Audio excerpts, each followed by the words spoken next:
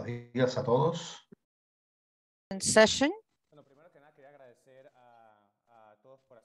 I'd like to thank you for attending this session, and I would also like to thank those who participated in the discussion yesterday. The purpose of this meeting is, in fact, to facilitate that open discussion, and I hope today we can continue exchanging experiences, lessons learned, not only for those who are already working on A-CDM, but also for those who are planning to start. But before we begin, I'd like to show you today's plan. Just give me 1 second, please. So we would like to continue with the presentation of experiences. Two airports will be sharing their analysis of how their implementation is aligned to the guide, maybe share the experiences that they have had, and then there will be organizations that will make very short presentations about some things that they have seen during the implementation. We have ACLAC and CANSO, and then we will have some room for discussion. Yesterday, after each presentation, we had some time for discussion. Maybe we can continue in the same fashion, but maybe also we could leave the discussion for the end of the meeting. And if we still have the panelists with us, we could have some sort of a panel session to generate more discussion. Well, so you see,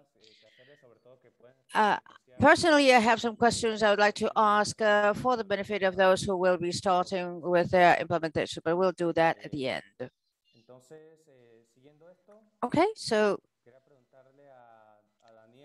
I'd like to ask Daniel now.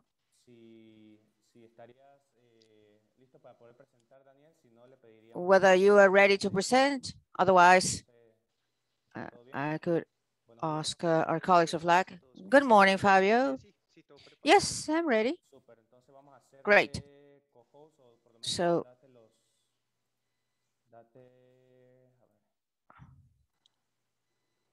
I'll make you co-host. Eva, can you help me out, please? Daniel, I think that you can share your screen. Give it a try, please. Yeah. Good. Great.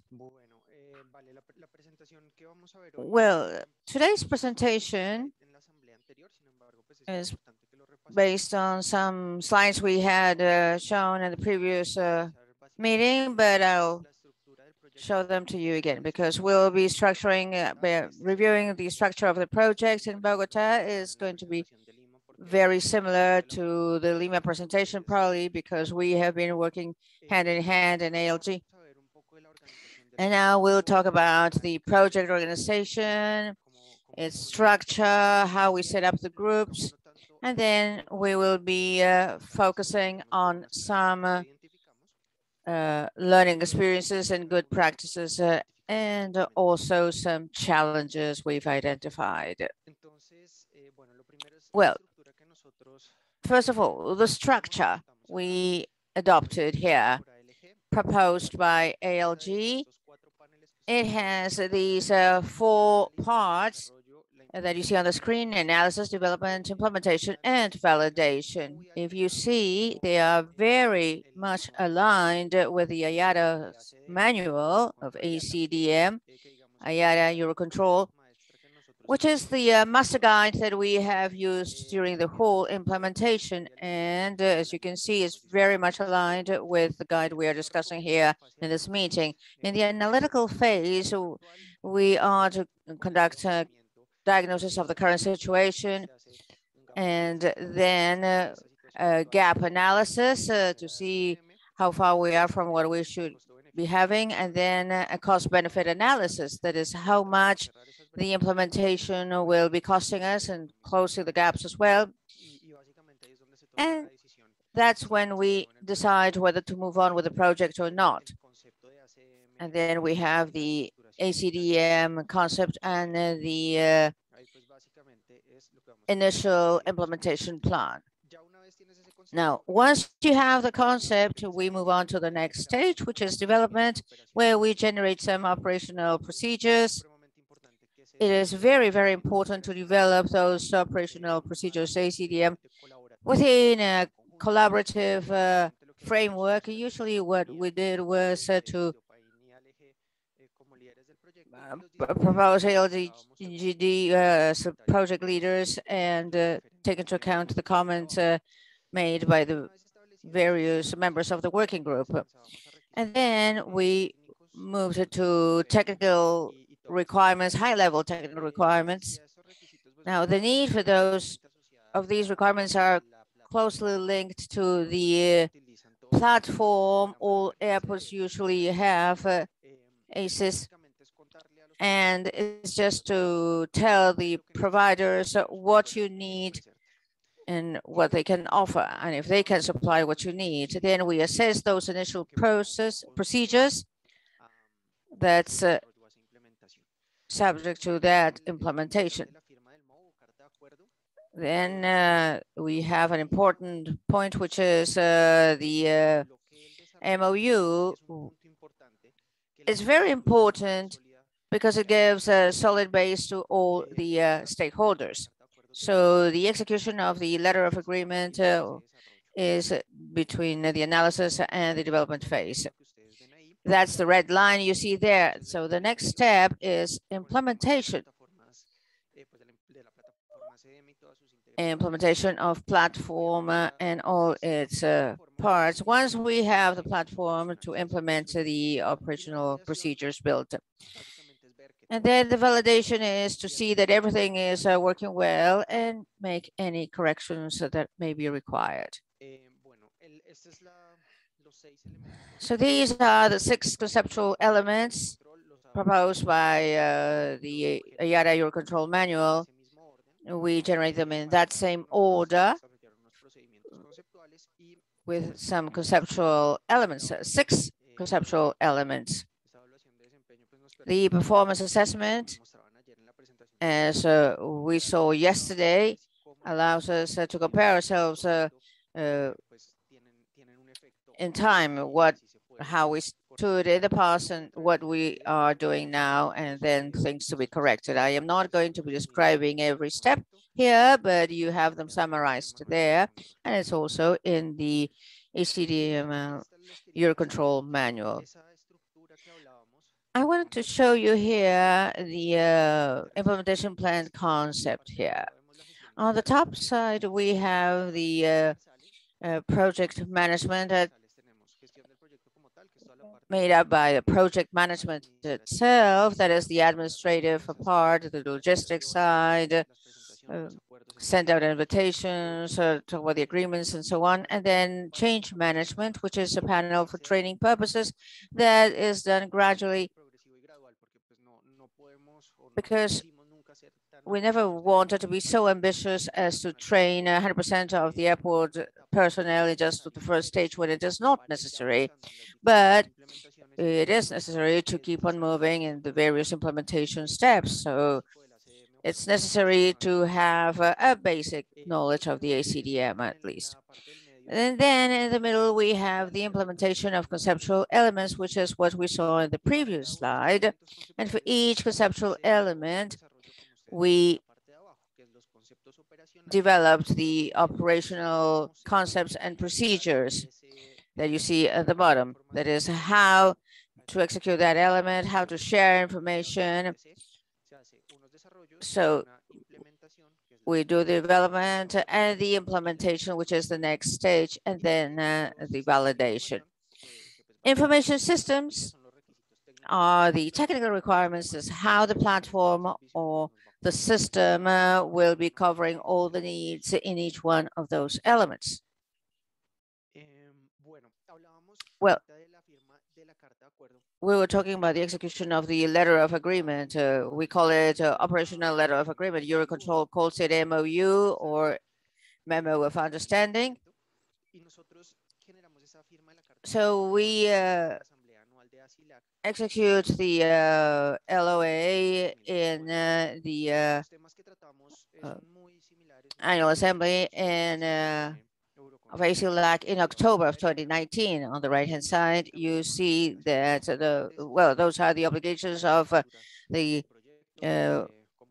parties, the obligations, the organization cost, data supply, all the details are there. And the costs you are to cover, that's one of the main concerns of the airlines and in general of any stakeholder, because when you enter into one of these projects, usually there are some costs that are associated to it. So we need to be clear, not with so much detail, because it is hard to do that on an early stage, but just to show them what the potential costs may be and give them an order of magnitude.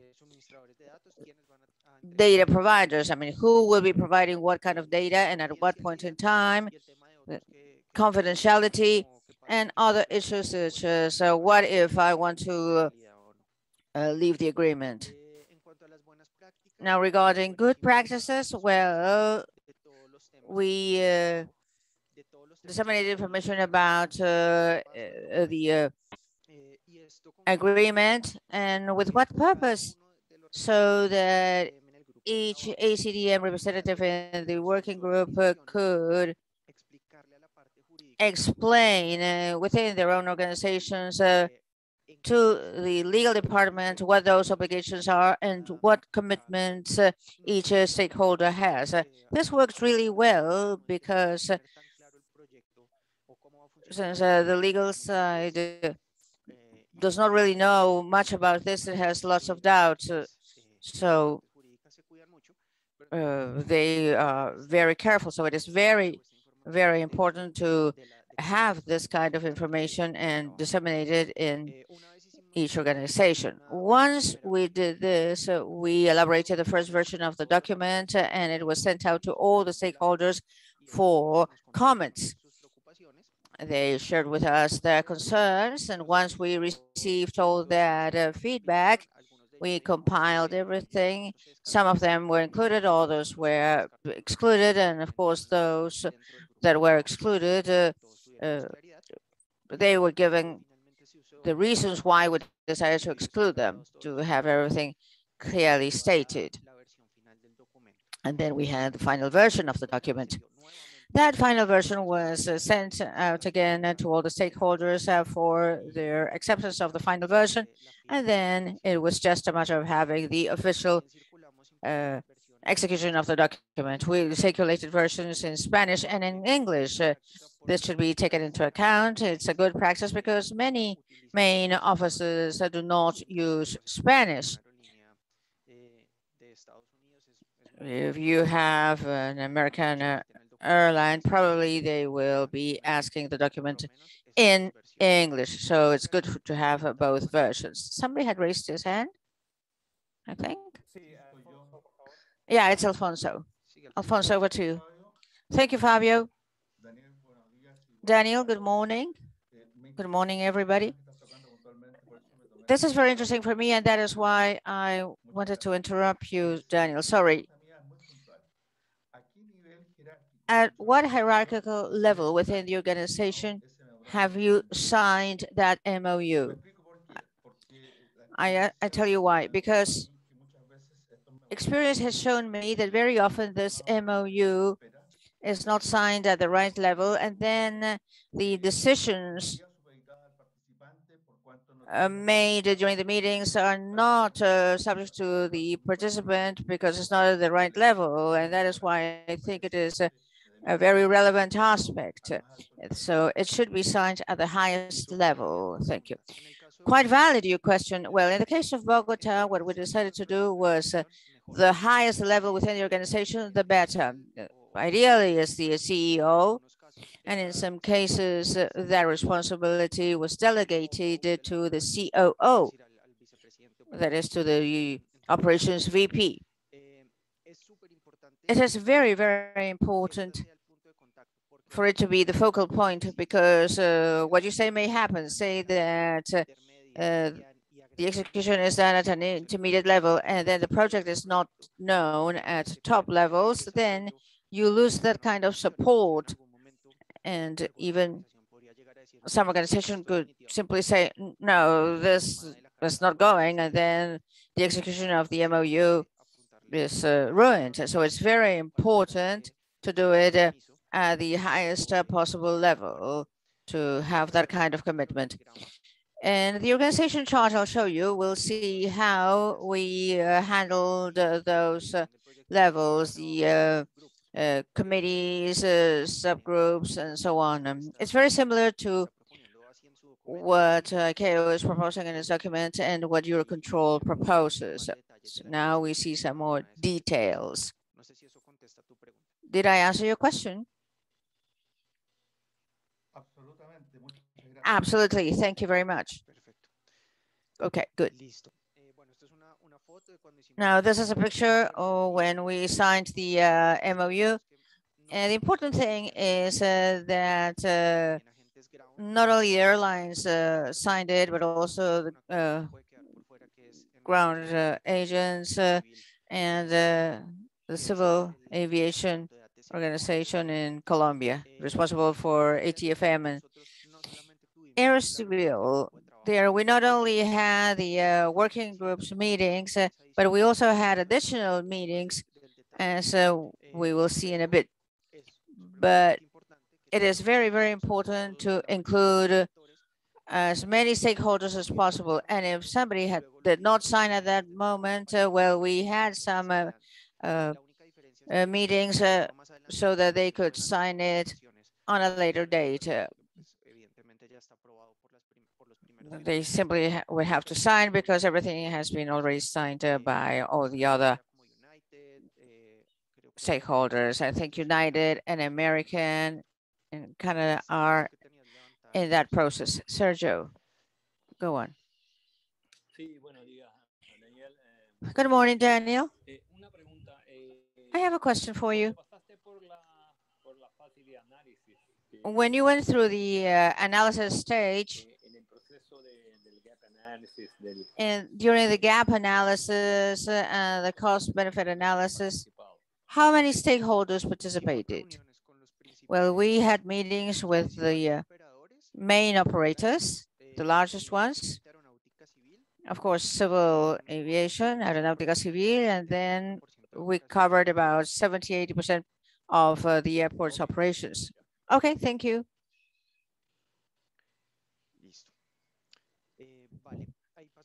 Okay, now we move on to the project organization. So we had 4 levels. So we have the executive committee with the CEOs or COOs of the companies. We managed everything from OPAIN, and then that's where we made the financial, technical, and operational decisions of high level. The most critical one are those financial decisions. That committee meeting was held every 3 months or as required. In that committee, there were training meetings as well, obviously not at the detail level of other committees, but to provide enough information about A-CDM and why it's important for the organizations. And let's not forget that the greatest beneficiary of all this are the airlines, more than Aerocivil. In the case of Bogota, more than the airport, the beneficiaries are the airlines in cost-benefit terms, of course, without ruling out the benefits obtained by the other role players. Then we have the level of specialization, as we see on the left-hand side. The highest, the hierarchical level, we need less level of specialization of the committee members. Because when we have working subgroup where we need to specify some technical aspects, we need to have experts in that field.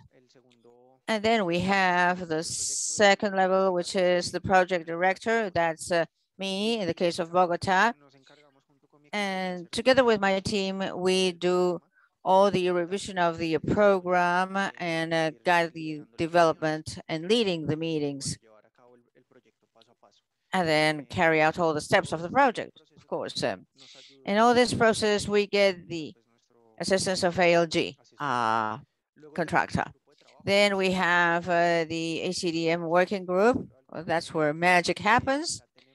Here we have the representatives of a medium to high level with a good technical knowledge, good technical knowledge, as I said, because there they discuss the operations procedures, definition of acronyms, meaning of acronyms, and all other details regarding the structure and the development of the project. So it is very important to have this. Why medium to high level? Because there will be decisions to be made. Maybe you have to approve millions of dollars for a budget, but maybe not at that level, but decisions about the procedure itself or how the organization can adopt that kind of procedure. And then we have the working subgroups that are specific subgroups, more technical in nature. There, we've had a need to have two working subgroups. The IT subgroup was the first one, and the second one that never stopped is the KPIs group. We still have those working groups. There were some obstacles because of the pandemic, but we're still working and having comparative tables. Well, it took us 6 to 7 months to conduct the development phase. We held a total of 69 meetings. ALG attended most of them. We had 11 working groups, 7 working subgroups, 32 individual meetings with airlines to know exactly what systems each airline, each ground handler had, and all the information details, 8 meetings with OPAIN and the different units, 7 meetings with Aerocivil, the ATFM and ATC part. Their support has been of the essence in the project, and they are very, very important in the application and implementation of A-CDM, and 4 visits to the control tower. Several documents, and if you see the meetings were to be held every 15 days. In that way, the members would have enough time to do their work assigned in the working group, and then be able to do the follow-up to keep a line of implementation and with enough time to carry out the activities. Usually the subgroup meeting was held 1 day before the main working group meeting. Then we had a Christmas break. It's important to take all those things into account within the project organization. Christmas break, in Colombia, we have a break for Easter and so on, because there are many members that travel during that time. For example, if there are operational procedures and if you are left with some representatives that will not be attending the meetings, then it will not be good for our work. Let me mention some good practices identified. One of them was to generate a kickoff meeting where we invited all the station managers, and if they had CEOs or COOs, those were also invited. There we talked about what the A-CDM was all about. We described the organization structure so that they could know what people to assign to each phase. So it really worked well. The first link after this kickoff was to establish the A-CDM working group. And why is that important?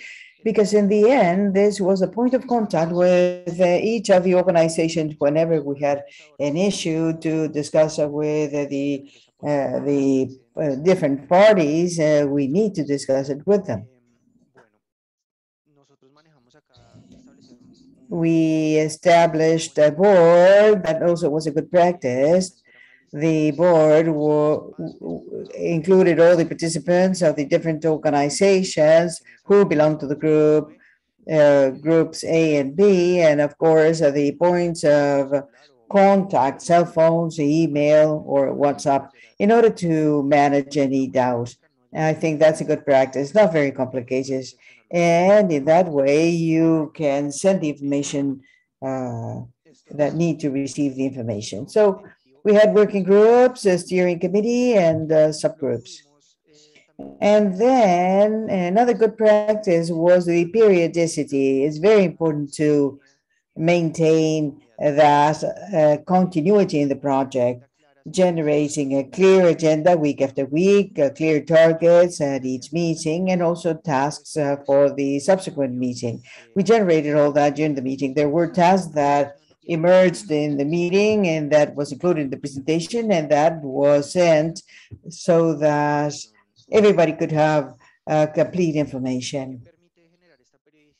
With that periodicity, the project can move forward so that it won't stay in a drawer. Then we always had an orderly, respectful participation by everybody, and especially it was very active. It's extremely important that in these groups and subgroups, we encourage the participation of all the actors from aeronautical authorities, the airport operators, airlines, and of course the ground handlers, because all the opinions are important.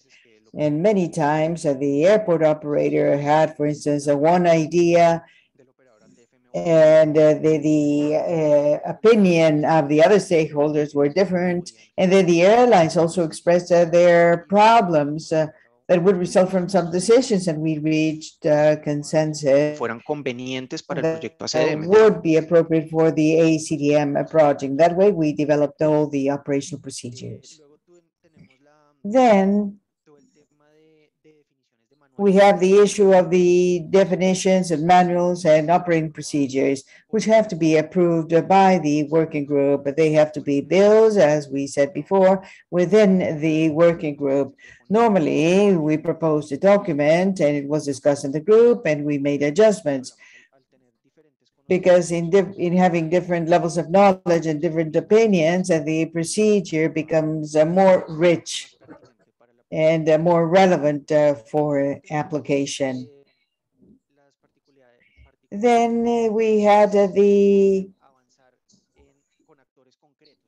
idea of having concrete actors. For instance, when we had some lack of information or when we wanted to identify something specific, for instance, ATFM or ATC manager, and also the most representative airlines, we had specific meetings with them. In the specific meetings, the idea was to feed the overall meetings of the groups and subgroups, but in these meetings, we can discuss in more detail. And many times,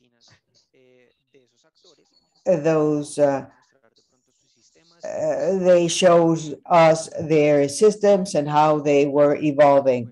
And the last good practice was the report on indicators. We still have it. We implemented from the beginning. And it's a report where we have some KPIs, performance indicators that were generated together. We all defined them in the working groups. We had a basis, of course, but then some airlines, some participants proposed others that were included. So this gave us a way of comparing the results, but also helped us to maintain our line of evolution of the project. And in the end, despite the pandemic, we've been able to maintain the working group united around these indicators. So we thought that was also a good practice. Sergio, go ahead, please.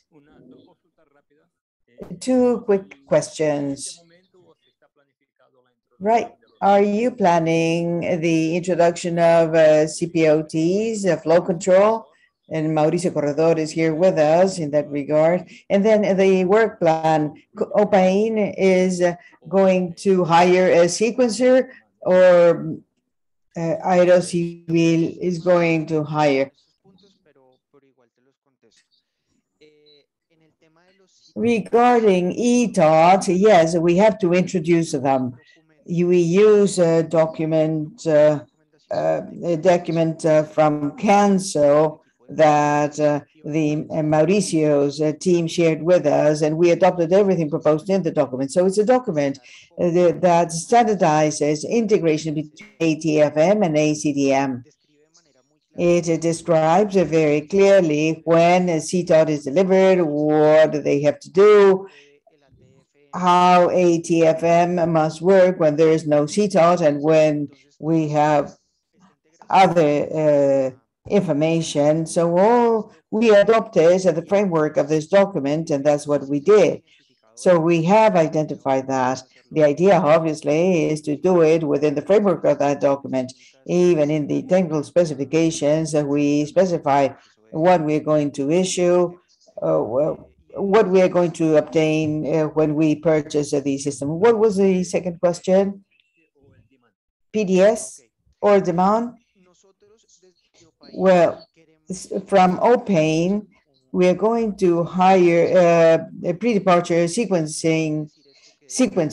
Doesn't mean that we are discarding an integration with the demand of civil aeronautics in case the implementation takes place. There must exist a pre-departure sequencer because that's the gain we obtain in A-CDM. Actually, to me, the other conceptual elements are ICAO that allows the sequencer to optimize the operation. So leave it outside of A-CDM is not good for the project.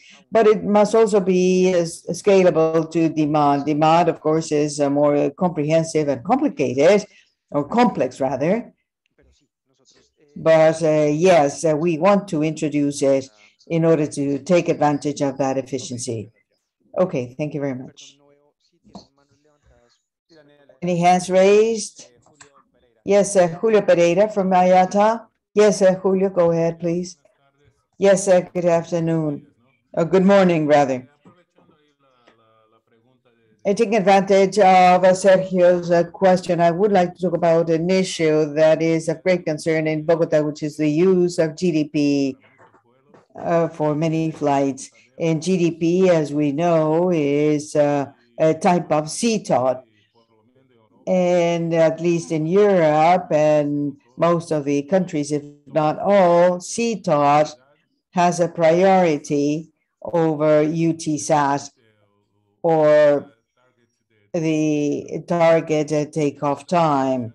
So our concern is whether there's an extensive use of a CTOS or exaggerating a little, we invalidate A-CDM because it can be a big problem. Obviously, the daily use and extensive use of CTOT shows a problem, be it in the airport capacity or the airspace capacity. So from our opinion, we first need to fix that issue of the airspace And the airport capacity, I think that's more simple.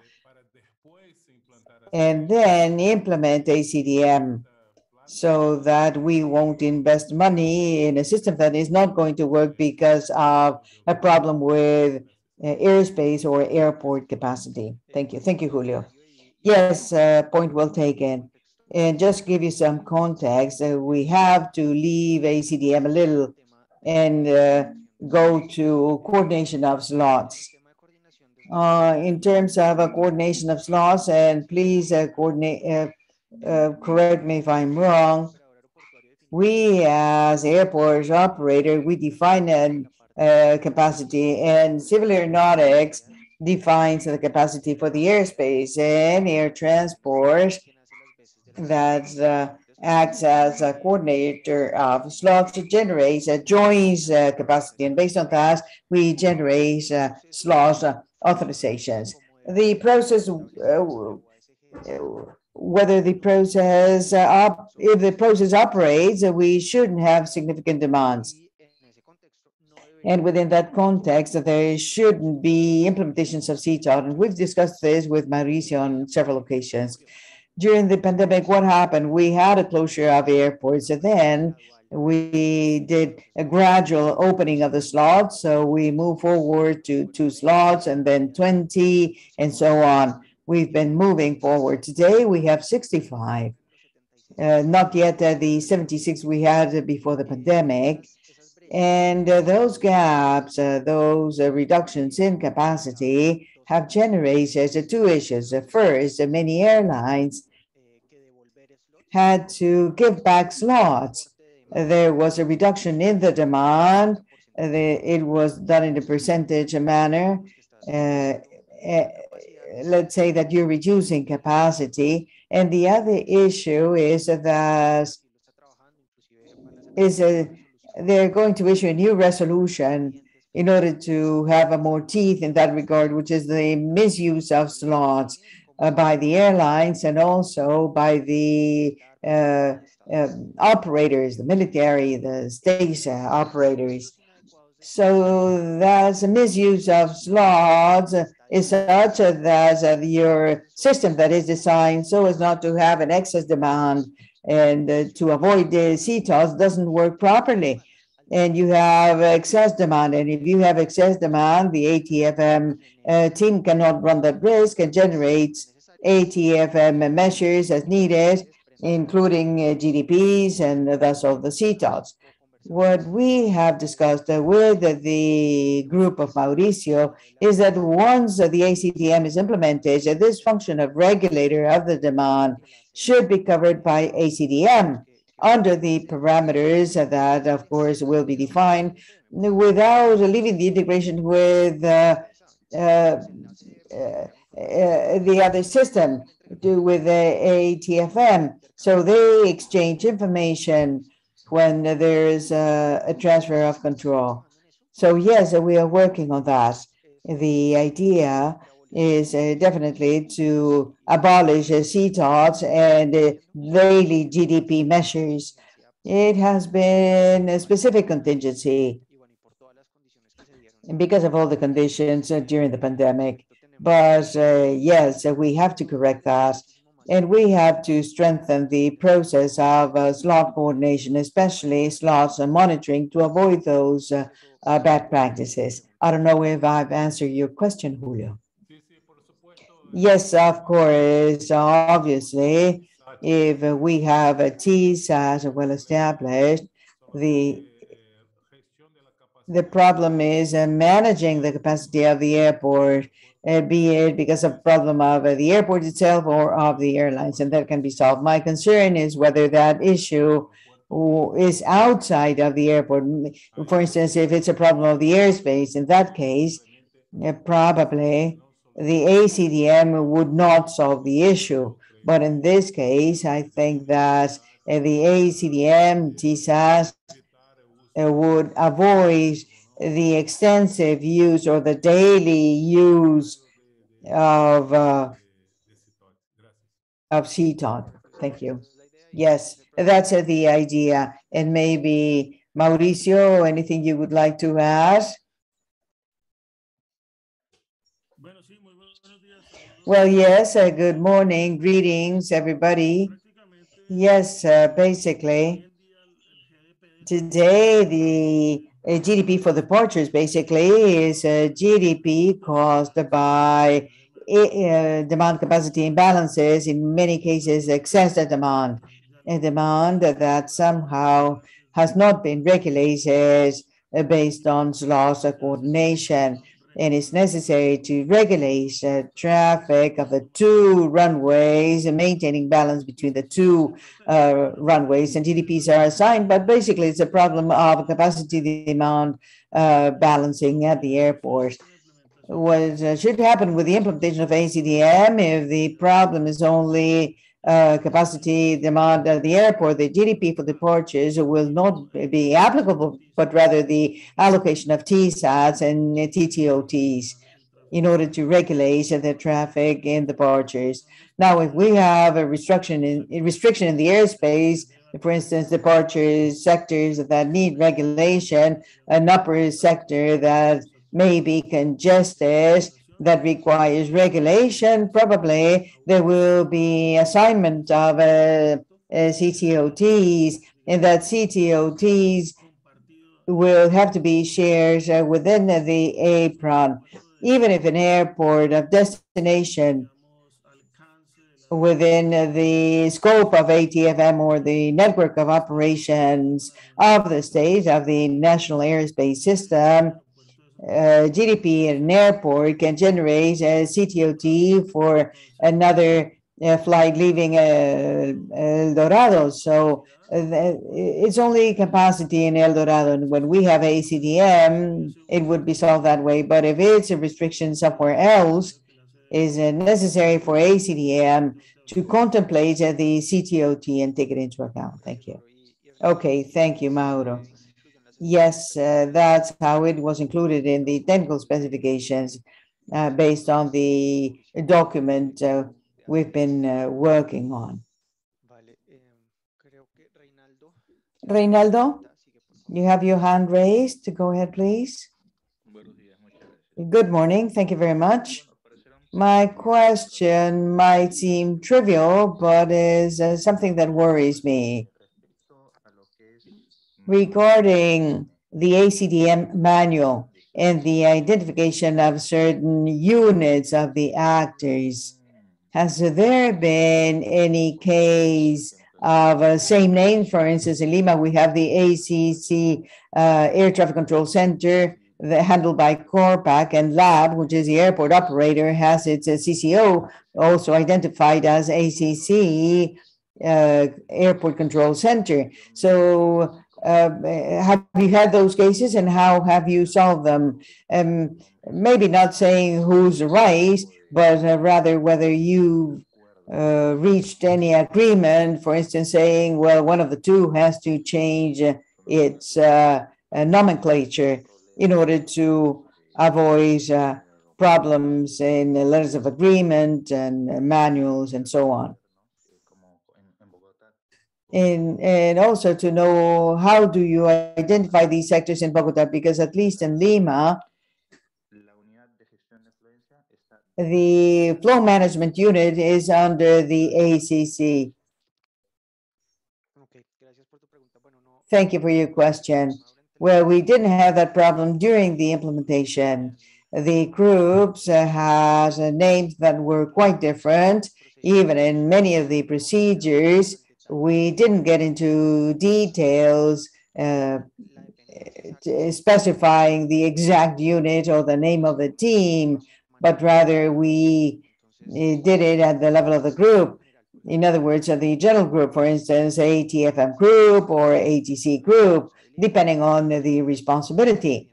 Each actor, obviously, within its own organization must specify who amongst its officer will conduct those activities, but we handle it in general terms. And regarding your second question, I think that we have a similar situation here in Bogota. We, as airport operators, we manage the stand positions within the terminal, from the allocation of positions, check-in, bells and so on. And civil aeronautics, the team of air navigation is the one in charge of taxiways outside, including runways and airspace. So in general terms, in the working groups and in our meetings, we had these two contexts. One of the challenges that we face is that integration and how A-CDM and ATFM, which in the end have some parts in common, how we are going to manage those particularities. And we solve them through the council document shared by Mauricio. As I said, it's a document that simplifies things and clearly specifies the different responsibilities. Thank you. My pleasure. Sergio, go ahead. Just a comment I wanted to make regarding what Julio said and his concern as IATA. And speaking as Ganso, we have to have very clear something. There are two possibilities of a congestion, air at the airport or the airspace. And if there are many ETOLs, it means that there's an excess of demand in the airspace, and that has to be seen with the slots. It's not that A-CDM or the ground delay program will generate a problem. The establishment of CTOT, it means instead of waiting en route, you're going to wait on the ground. So if you generate a large amount of CTOTs, it means that there's an excess demand for the capacity of the airspace, nothing to do with the airport.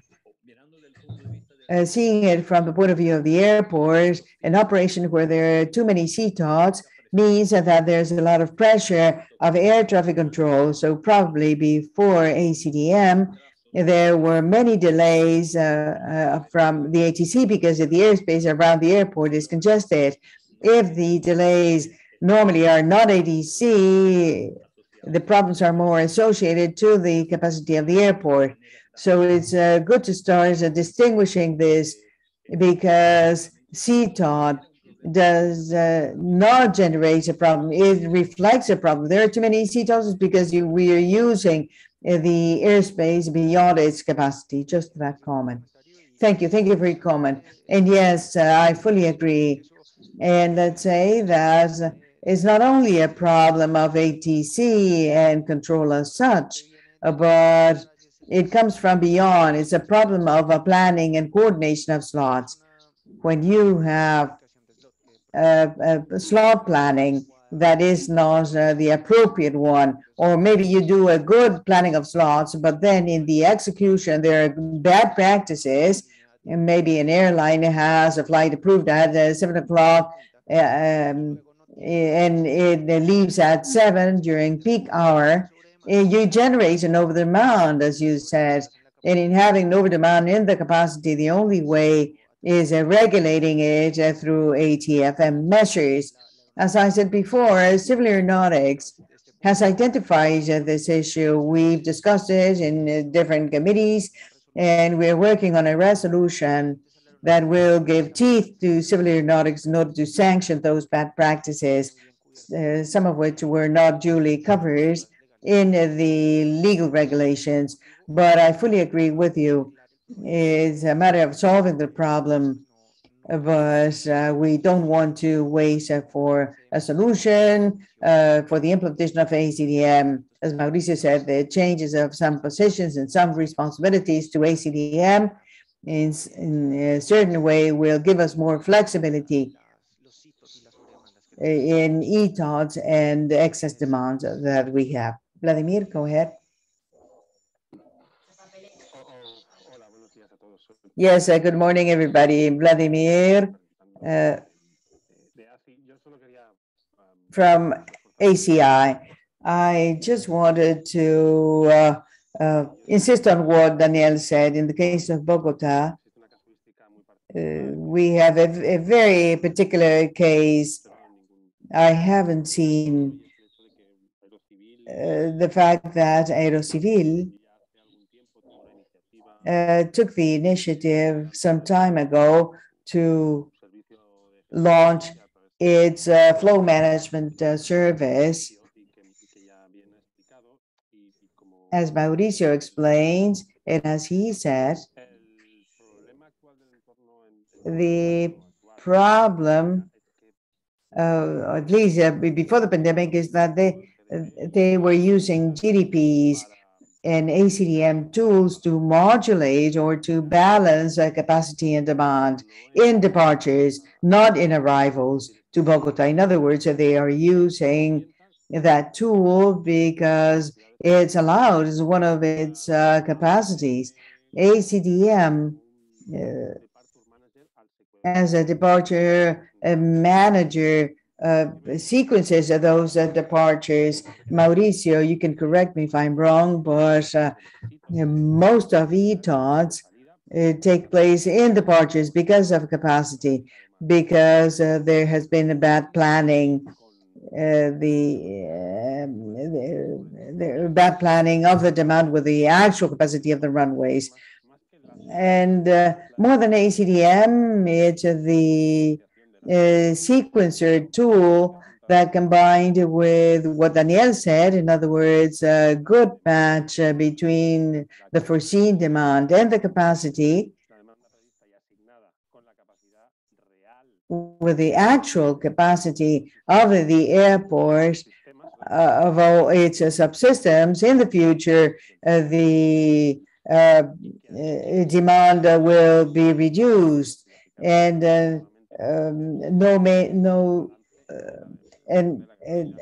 not so many GDPs will be used. But as far as I know, in El Dorado, the airspace capacity under normal conditions is not a bottleneck for the operations in El Dorado. Normally, there has been a redesign of the airspace whereby they can still grow, and that's why they apply many lesser restrictions in arrivals compared to departures, and those that are applied, maybe it's because of the departure flow. Just to say that it's a mere evolution of several factors, and let's hope that El Dorado will continue growing in the future. Thank you. Thank you, Vladimir. Sadi, I think you've raised your hand. Please go ahead. Thank you, Daniel. Yes, I wanted to ask you, as airport operators, do you have any intervention in the final part of the flight scheduling? In the case of Peru, for instance, the flight scheduling is done by the DGCA, but it has delegated to the airport operator, Lima Airport Partners, that the last 48 hours before the execution of the flight, they can make changes according to the capacity of the airport operator, of course, taking into account the declares capacities. So the DGCA schedules the flights, and in the last 48 hours, the airport operator is entrusted with that. Do you have any similar arrangement where you manage the last hours before the execution of the flights, where you can change that? No. As airport operators, we don't have that power. Everything has to be done through the systems established by Civil Aeronautics, which is the score system that coordinates the slots in the pre-tactical and tactical phase through the harmonic system, the ATFM system used by Mauricio. It's done that way. So the change of slots is done by Civil Aeronautics. The power that we have as airport operator is to generate the declared capacity of our infrastructure, which together with the airspace capacity declared, we have a declared capacity of airspace and airport. We have organized with the airlines the feasibility statement to see if flights can be executed and under what conditions. Obviously, that does not include runways. And that's why the only one responsible in Bogota by regulation, that's it. It's a civil aeronautics through air transport. And then the adjustments, the operational adjustments are done by Harmony. When there is a GDP, the slot swaps and cancellations and all that is managed through ATFM. We have Julio and Mauricio, so then Daniel can continue. Thank you, Fabio. I'm sorry I was not that clear the first time. If you're concerned about taking too much time, and as Vladimir and Sergio said, I fully agree with them. CDOT is usually used to coordinate airspace or the destination airport, not the departure airport. So in a way, it seems to me, well, I do not know the characteristics of El Dorado, but I think that CTOD is being used as an A-CDM to solve demand capacity balance. It is not a typical application, the right one it is not, but I think it's the only tool that you have at this point. Now, obviously, there are at least 4 stakeholders that are very interested in punctuality: passengers, airlines, airport, and airspace. So the airline is also one of the parties that is very interested in punctuality. If they are not reaching that punctuality, maybe it's the holding capacity is oversized and overestimated in El Dorado. I think their runway capacity is quite good. So it's 76, I think. So it's just an idea. I think it's appropriate. It depends on the apron. Maybe they can get more than 76 movements. It's quite hard. It's quite a challenge to know who's responsible for the delay of a flight. If it's the airlines, if it's ADC, if it's the airport, if it's a failure in the definition of capacity. Well, so my recommendation, and I think that we are using El Dorado as a case study here because the A-CDM implementation is within this context. So when I was saying that A-CDM could solve in part that issue, if it is not a very serious capacity issue, it's because starting from the assumption that it could be an airline issue, well, the airlines would have to adjust reset and that issue could be solved. But the thing is that you have to be very, very careful. Well, we've had some fora about that, and I can say that it's very, very hard to see who's to blame for a delay, bearing in mind that everybody is interested in punctuality. Thank you. Thank you, Julio. Mauricio, over to you. Thank you. I think it is wise to put the El Dorado situation in the right context in order to know more and take it as lessons learned. Because it's a process we are doing together with OPAIN, and we've been going through different difficulties, and of course we've had some very good things as well. Now, Julio could not put it in any better way, and we've talked about this in different meetings. The GDP we use is an A-CDM. That's what it is, and if you analyze the similarities of Harmony and ASIS, not in everything, but in some key aspects, then in a way we could say that it is practically an A-CDM what we do. So just to give you an example, when we run a GDP of departures, we define a capacity value, right? Sustainable capacity value agreed with the control tower, making sure whether it is possible to keep that departure regime, or maybe if there needs to be any adjustment. When we run the GDP, the system allocates the CTOT, of course, and it allocates the COBT to those flights that are loaded in the system, for which the airline is making an intention declaration through its OBT. It can also be an OBT of the airport slot, but it could also be an OBT of the same airline, and for Harmony, it's the LOBT. And if you analyze it, it's practically like a TOT,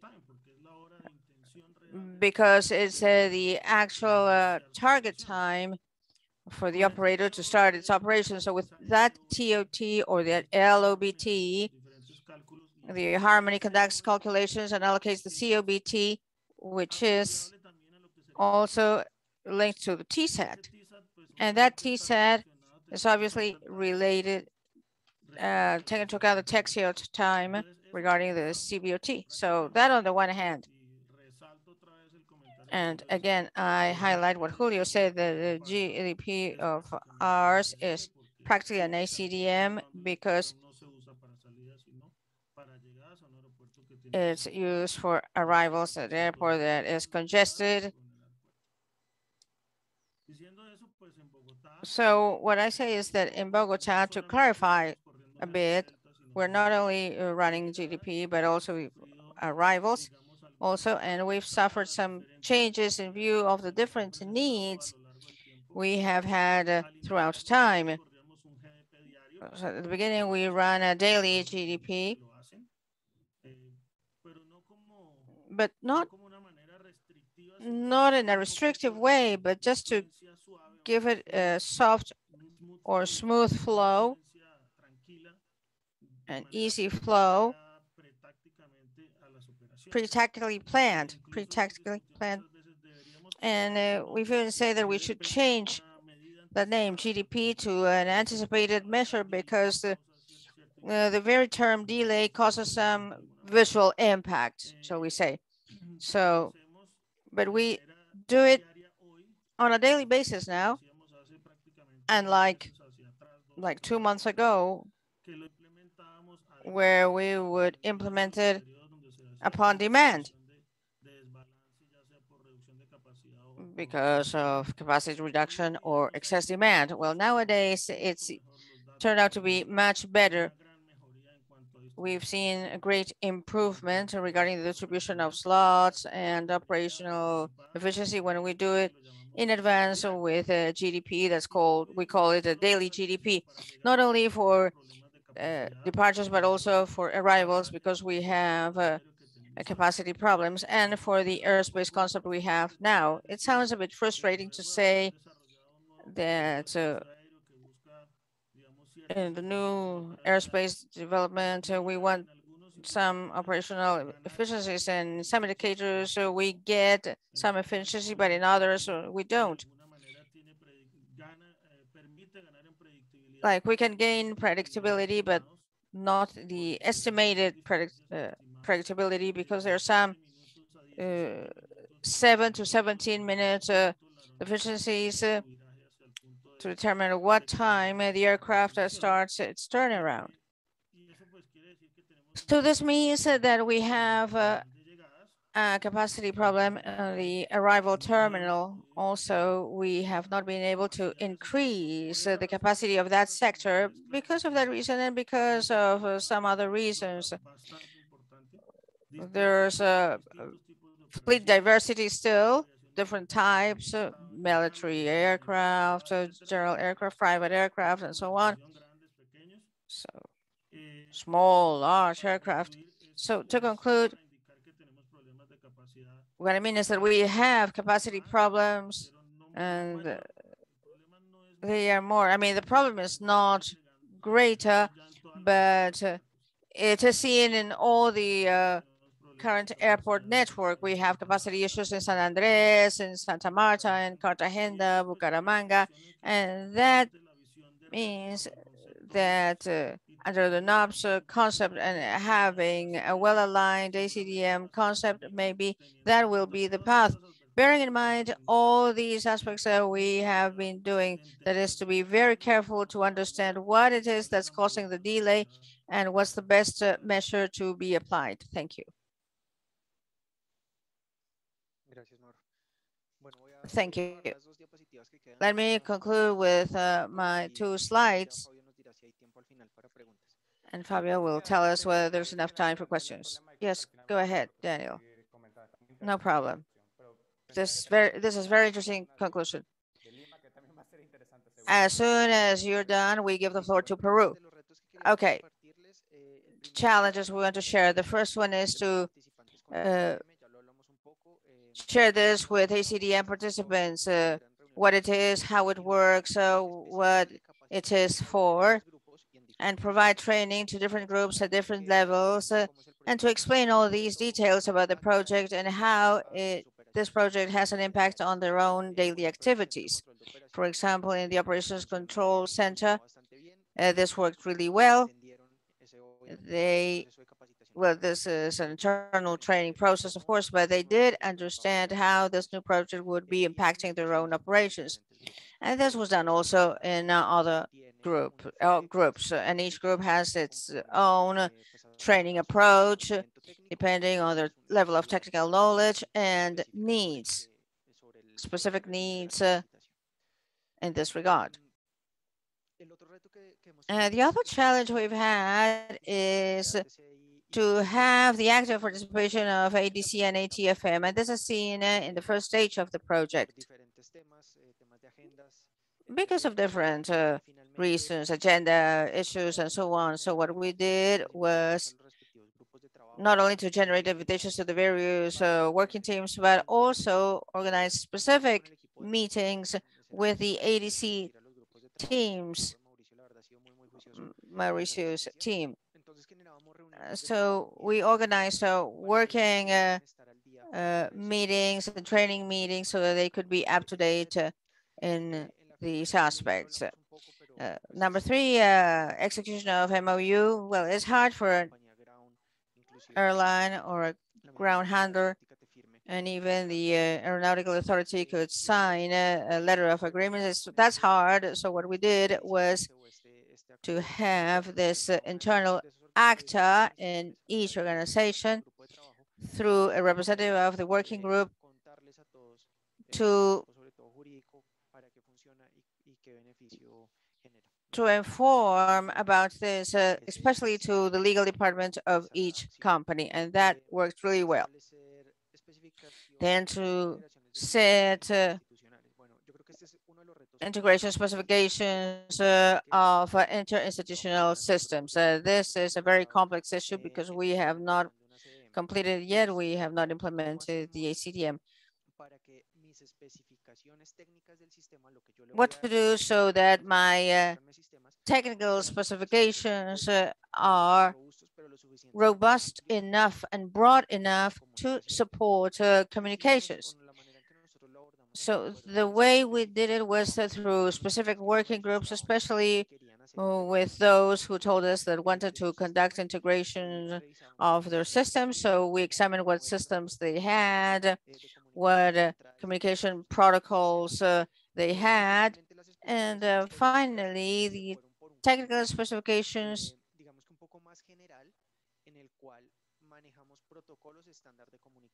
ended up leading us to protocol standards like SWIM communications. Hopefully we all have it. I don't think it's well implemented yet at full, but including old messaging and basic systems such as type B messaging. So it will all go on the technical specifications. Since these are standard communication protocols, anybody usually generates his own communication protocols within this procedure. So the integration with the various stakeholders are much easier.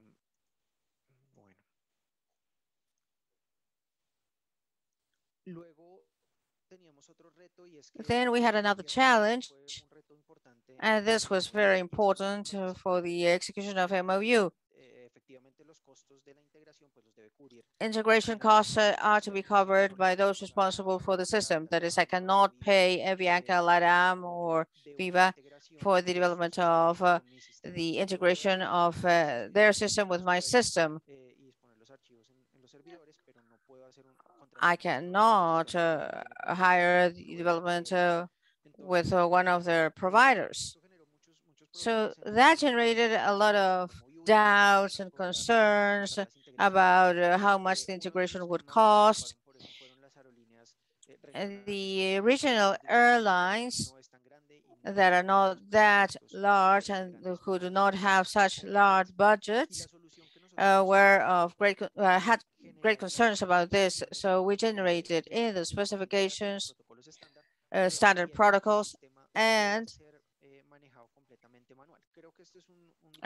manual protocols. And this is something that is very well covered by most A-CDM systems. That is, I do not have to conduct a complex integration, but I could also upload everything in the system manually. It works really well for those airlines that have 1, 2, or 3 flights a day, especially international airlines. And for those that have a bit more operations, the door is open. So there's flexibility when I can integrate my system in whole, and when I can have a more manual operations better for those companies that do not have everything automated.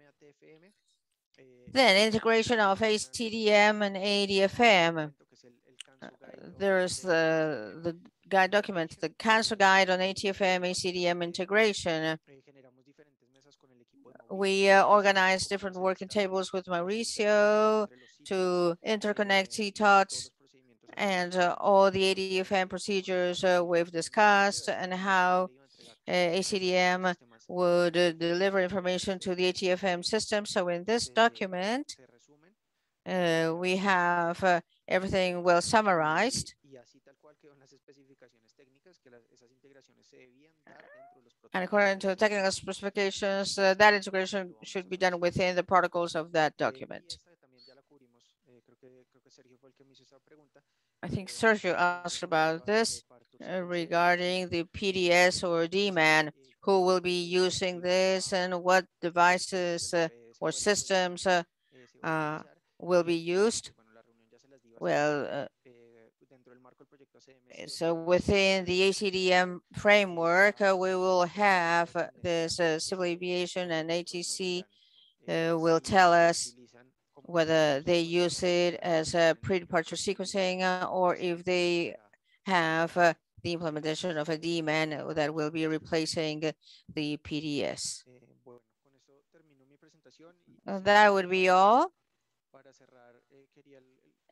And I just wanted to clarify something regarding a comment written by Gonzalo, the chat about the benefits for the airline. The A-CDM benefits are not solely for the airlines. I mean, all the stakeholders involved, from ground handlers, air traffic management, airport operators, and airlines get benefits. And that is what makes us all participate and contribute to the project. But in the cost benefit side, that is how much I invest and how much I can get back, the airline is the one that gets the greatest benefit. And of course, it is because of what Fabio just said, the optimization, taxi times, and reduction of hold time, or that generates significant savings to airlines in terms of fuel. It doesn't mean that the other actors don't get any benefits. Of course, they do, but at least not in our airport, they are not as much as those benefits obtained by the airlines. Thank you very much, Daniel. Very good presentation, especially with all this discussion.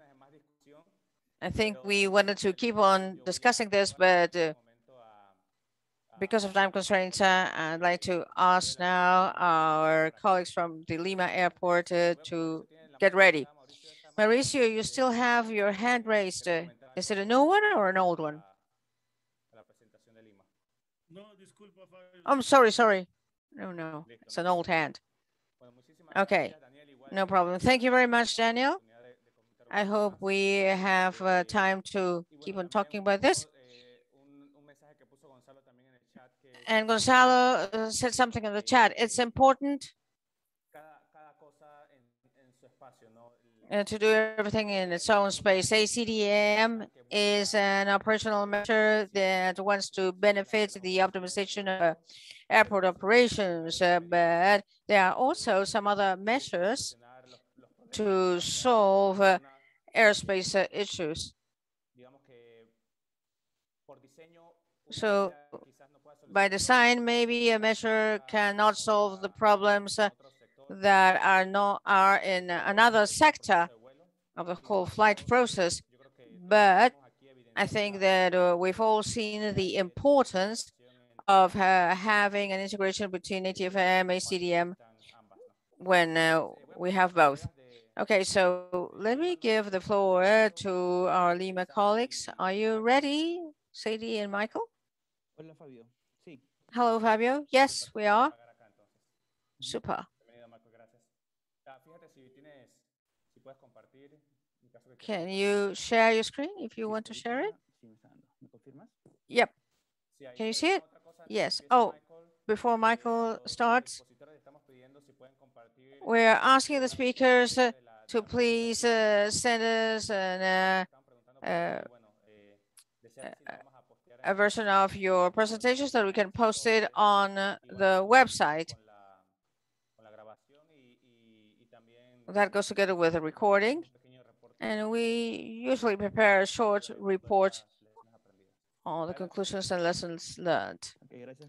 Over to you, Michael. Thank you. Good morning, everybody. I'm Michael Guzman, head of the control tower at the Lima airports. My presentation is quite short, but focusing on the main topics requested. After my presentation, Sadie will join us as well, representing Peru's DGCA, to supplement my presentation. So let's summarize what the A-CDM has meant for us. It's a set of actions, as mentioned by Daniel in his presentation. You need to follow an order, and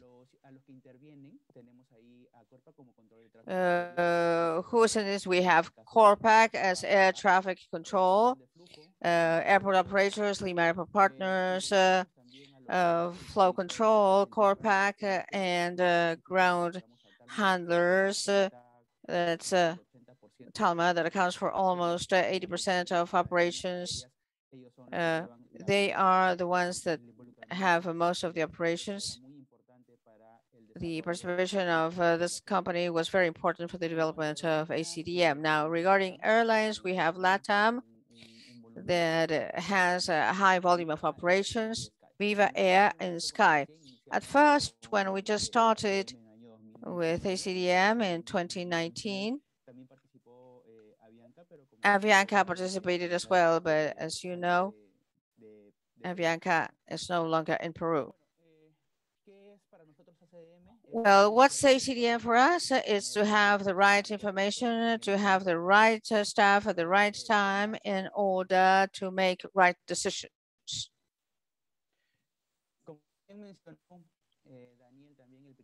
As Daniel said, the first step for the success of the A-CDM model is to have the commitment of all stakeholders. And to that end, it is very important to execute an MOU. Why? Because it will commit all airlines and all stakeholders to have an active participation. While at first we had, I mean, it took us about 3 to 4 months to be able to uh, execute this MOU because we received observations from airlines, from ground handlers, from Corpac, and so on. So while we prepared a document that would satisfy everybody, that took us some time. But finally, it was signed. Now, where do we stand now as an airport? And what phase of the project are we? This is very similar to what Daniel presented. We've already finished conducting the analysis and the development of the A-CDM project. And just when we were, well, in the verification process, we got the COVID-19, and that's when we came to a stop. But what's coming up is the implementation process and the validation process. For the time being, just like El Dorado, we are doing the monitoring of our performance on a quarterly basis, sharing with the main stakeholders to see what the main KPIs are being developed. Just 1 second, please.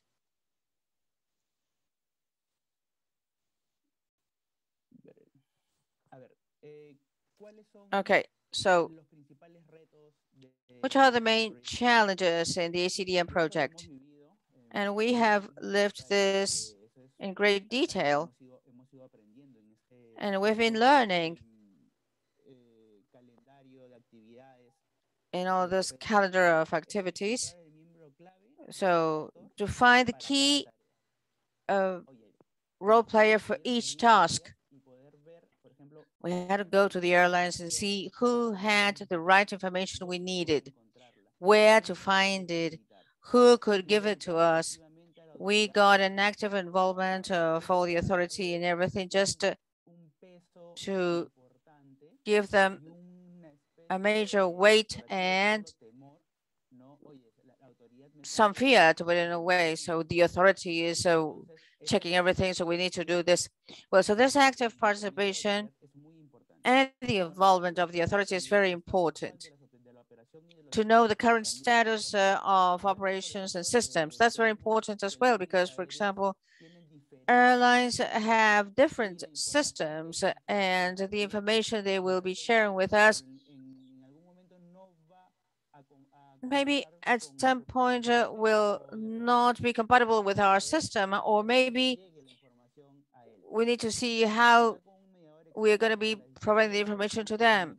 So to have an external mediator for discussion of the operation, that is also very important. Well, this process is new to us, this methodology regarding A-CDM. So we need an expert. And in that way, the expert helps us solve any doubt there may be. That's very important. Encourage the commitment of stakeholders through working groups and dedicated sessions. For example, with some stakeholders, we did not need to have more than well, we had to have up to 7 sessions so that they could understand really what we wanted to get with all this working proposal, to clearly establish the needs of each one. That's very important. The investment needs, that is, they need to know how much they will be getting and how it's important to have their involvement. To involve the airport from the very first moment, that's very important, since Corpac is the sole air navigation service provider. If we don't have them, we cannot continue. So, air traffic, ATFM, and so on, they need to understand how important what they do is for us, because that will make this model successful. The A-CDM is very hard in its implementation, but the good communication with all stakeholders has been key in all this. What about the implementation risks regarding the A-CDM in Lima? Mainly resistance to change. We've had to deal with different viewpoints, different types of criticisms, and that's why we decided to develop dedicated working sessions. For example, if there was a control tower issue, we had dedicated sessions with them. And if it is something regarding IT, the same thing. And there was some lack of commitment from certain stakeholders, and that was a bit reflected on the fear. They were afraid that their investment would be in vain. La demora en el work streams de sistemas, también alinear los work streams. Also, to align the work streams of the system with the operations and implementation. In other words, so that the systems that we are going to acquire or that the stakeholders have should be aligned with the operational requirements. I need to collect this data from your operation, and I need you to give it to me. I need to know how it's going to get to my system. So the obtention of the information is very important. Lack of integration with the actors. This risk is going to be addressed by guaranteeing integration with CORPAC and all the key stakeholders. The implementation of A-CDM is giving positive results. Regarding the challenges of the operation after COVID, some people said, we don't have many operations now, so what's the A-CDM good for? I better don't participate in the project. I better take care of other things. No, COVID brought some issues like the low prediction of demand recovery, low prediction of the resources necessary to operate. We have accumulation of aircraft, and the operation became more complicated since we couldn't offer options in stands. We also had to analyze the longer handling times. What was the impact on the passengers due to additional controls? And we needed to have a predictability. We needed efficiency and collaboration. So A-CDM has all this and will help us recover after COVID. The recovery involves a new operational challenges that require efficiency and predictability, especially on the air side, because there we have a deficit regarding the supply of stands. Regarding what the A-CDM model will represent for the new operations, they will make a difference, definitely. You might say, well, in a new airport, a bigger airport with more capacity, it won't be necessary to have A-CDM, maybe. Well, the work methodology represented by A-CDM, how it strengthens communication, how it gives more predictability to operations. So that's the important thing. That's what we're going to continue doing, and we will generate optimum work. We will be in communication with all the airlines, especially Corpac with air traffic services, and we will continue working on this, and that will take us to successful results. At some point in time, we will have to work on the South American network, on the A-CDM at regional level with the standardization of processes. We will have to work together and we will be more efficient. So in summary, that's what I wanted to present today. I don't know if Sadi has anything else to add. Thank you, Michael. Sadi, are you there? Hola, Fabio. Sí, un segundo, por favor. Yes, Fabio, just a second, please. No problem. While you get ready, just I want to thank Michael. Could you please go back a few slides? Can you hear me? This is Mario Gavidia. I have a question.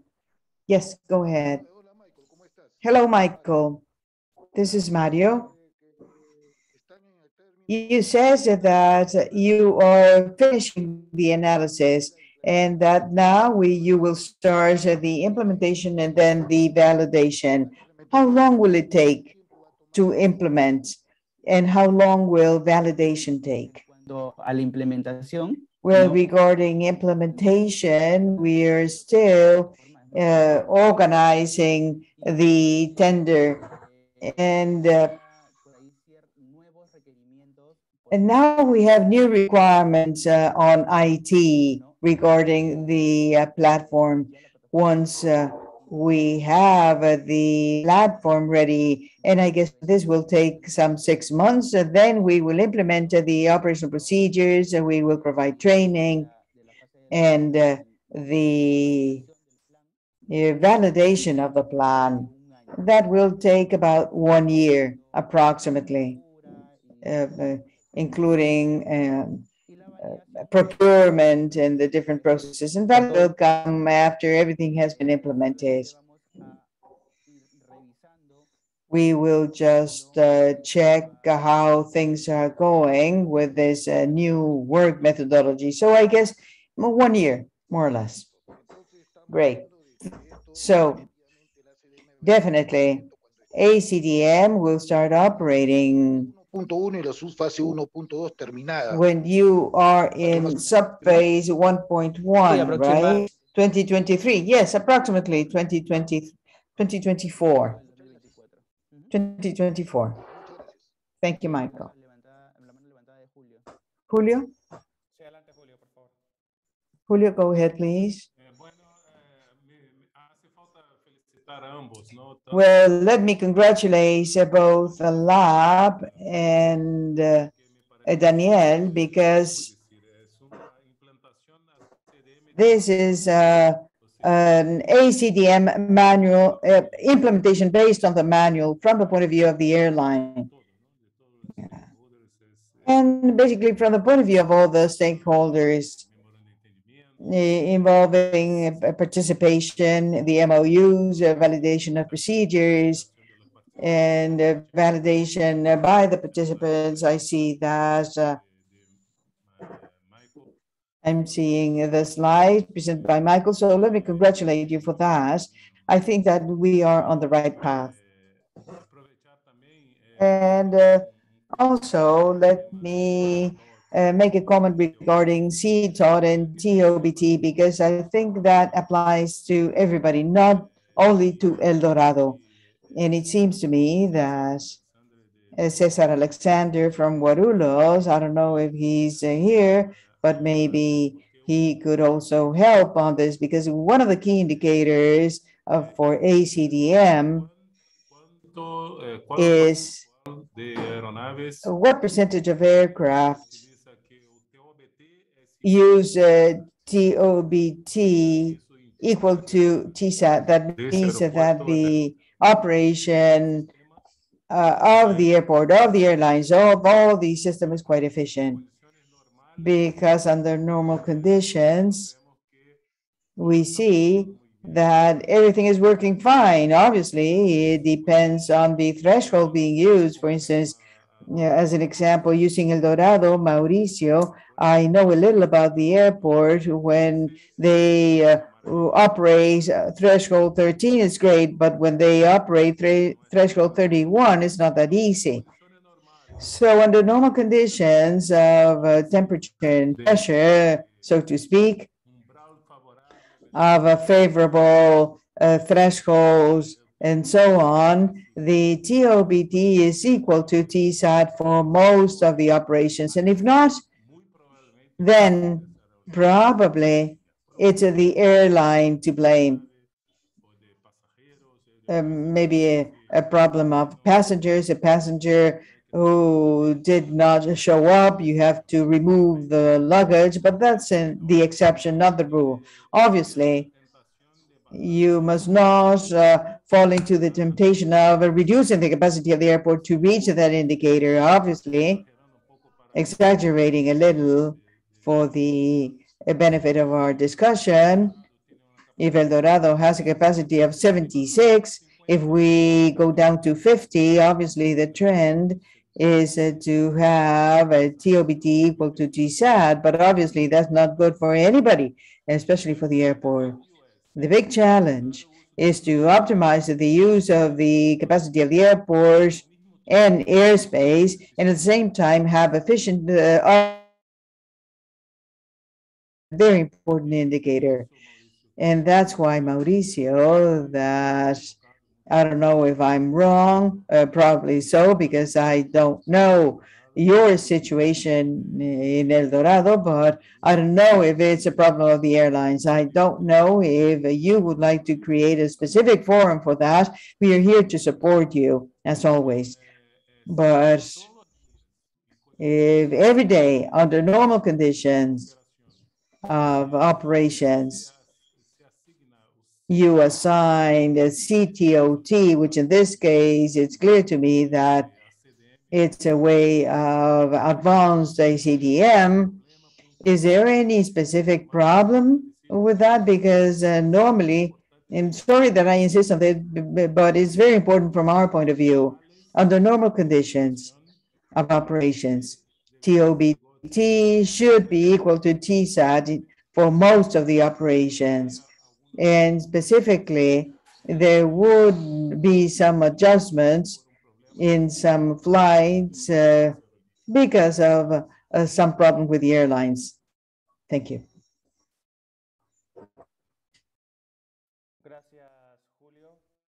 Thank you, Julio. And also thank you to Michael for his presentation. Sergio, I wanted to ask you, can we give the opportunity to Sadi to make a quick presentation, because the implementation of A-CDM in Cusco is important because of the city pier. Sadi, are you ready? I'll try to be very brief. Igual al final, si tenemos oportunidad. If we have a chance at the end, we'll take some time if possible. Go ahead, Sandy. Julio Pereira, please stay so that you can hear what I'm going to explain about Cusco. When we started to find solution to several hotspots in the system, we identified that the main flow between Lima and Cusco was one of the most important, not only flow, the most important flows, but also everything that this flow of aircraft implied. Before the pandemic, we had 75 flights per hour, per day. And the difficulties in Cusco had an impact on the operations in Lima. As we all know, the aircraft that goes from Lima to Cusco, and then for some reason, the operation was affected in Cusco. There was some delay. The aircraft came back to Lima with a delay, and that had an impact because that aircraft had to conduct another flight. So we identified the needs to identify A-CDM in Lima, but also Cusco needed an A-CDM at a lower level maybe. But because of the way Cusco operates, and that's the purpose of this presentation, I want to show you that we don't need to have a very large airport with many operators, with many stands and taxiways in order to need for an A-CDM. I'm going to show you a small airport, physically small, with some complexities. The first complexity is the terrain. If you see, Cusco is surrounded by high mountains. It's located at more than 10,000 feet. And the aircraft, once entering the valley to land, there can be no other aircraft flying in the surroundings. That means that you have to wait for an aircraft that enters the last stretch, or that is doing an instrumental procedure. There's a distance where no takeoff can be allowed. So this complexity in the operations limits the operation, the capacity of the airport to a maximum of 12 operations. So imagine I have a demand for 60 commercial flights down to 12 operations without including helicopters and general aviation. There are a number of mining camps that operate around Cusco that have additional operations. So here you can see the apron of the Cusco airport. It's quite limited, basically 7 stands. In the lower right corner, you can see at some time of the day, of course, previous to the pandemic, the queues and the taxiway for departures. And basically, what's the problem? The problem is the efficient use of the resource that is limited. We have a very few stands, many flights. I need to be efficient. So if an aircraft arrived before schedule, or if an air flight is delayed, waiting in the stand, I have aircraft waiting in the taxiways, and Cusco does not have a very large layout or infrastructure to allow for those queues. So thus the need for me to make an efficient use of the stands, and for this use and not to impact on air traffic management. The planning of A-CDM in Cusco, we won't get into much detail. Just out of all the milestones mentioned by the Eurocontrol manual, and now we would have to standardize that with that proposed by the regional office. For the A-CDM in Cusco, 9 were considered because of the type of operation, and basically a first stage oriented to familiarize all those involved with this sharing of operational information, non-sensitive information, and then manage the information for departures. In a second stage, we will manage both arrivals and departures, and in a third stage, we will integrate with the A-CDM of Lima. And in a second and then at the regional level.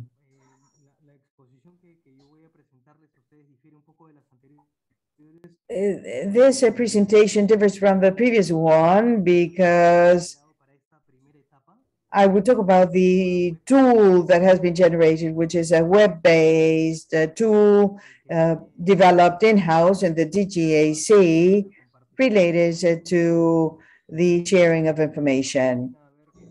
So we sat together to see how we could solve this problem. Initially, the DGCA, as aeronautical authority, is carrying out the implementation of A-CDM in Cusco.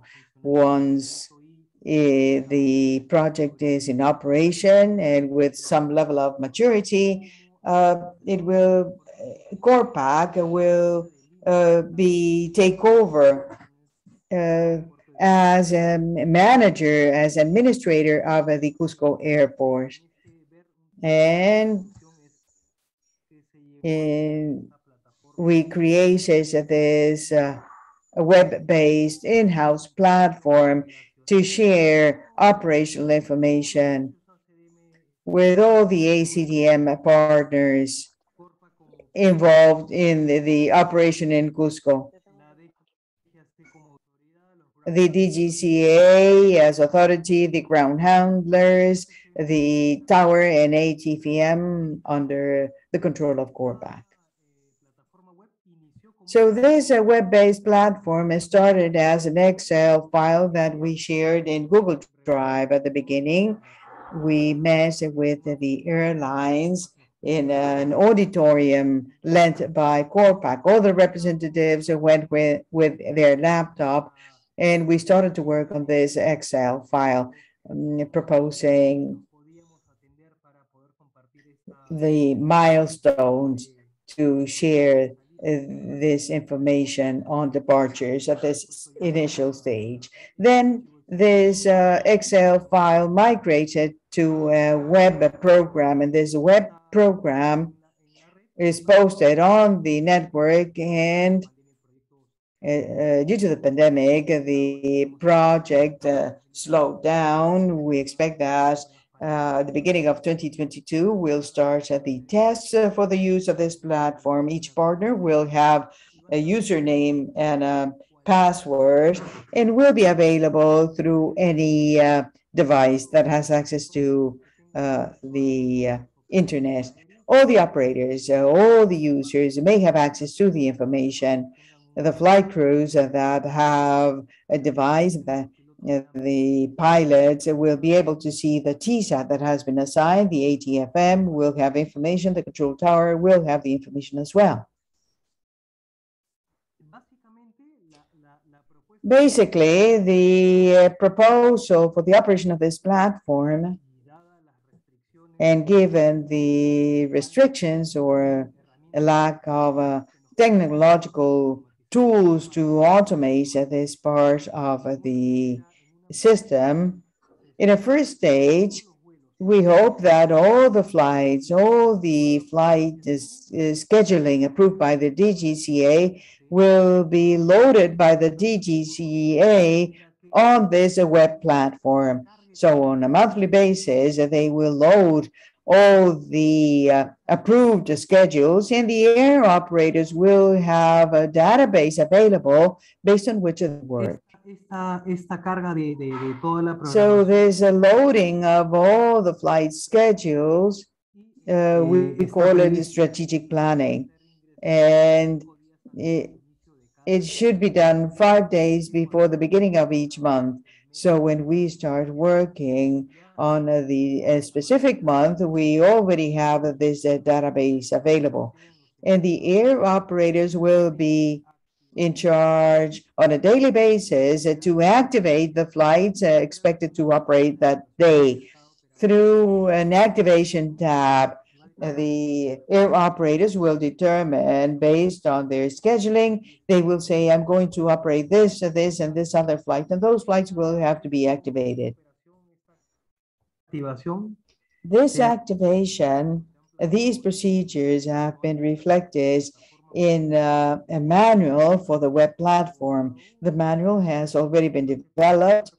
A preliminary phase was developed with all the holders. Last year, we provided training to the tower control personnel in the personnel in the apron in Cusco and the representatives of the airlines, but probably due to the time that has elapsed, we will have to provide some refresher training.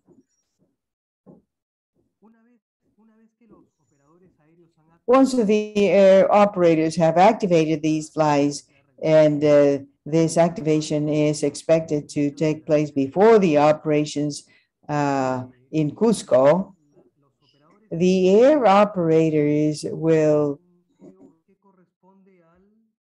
have the flight scheduling approved by the DGCA. If there is no flights scheduled by the DGCA, each operator is responsible for entering a scheduled or non-scheduled flights that is not included in the schedule and will be responsible for the information provided.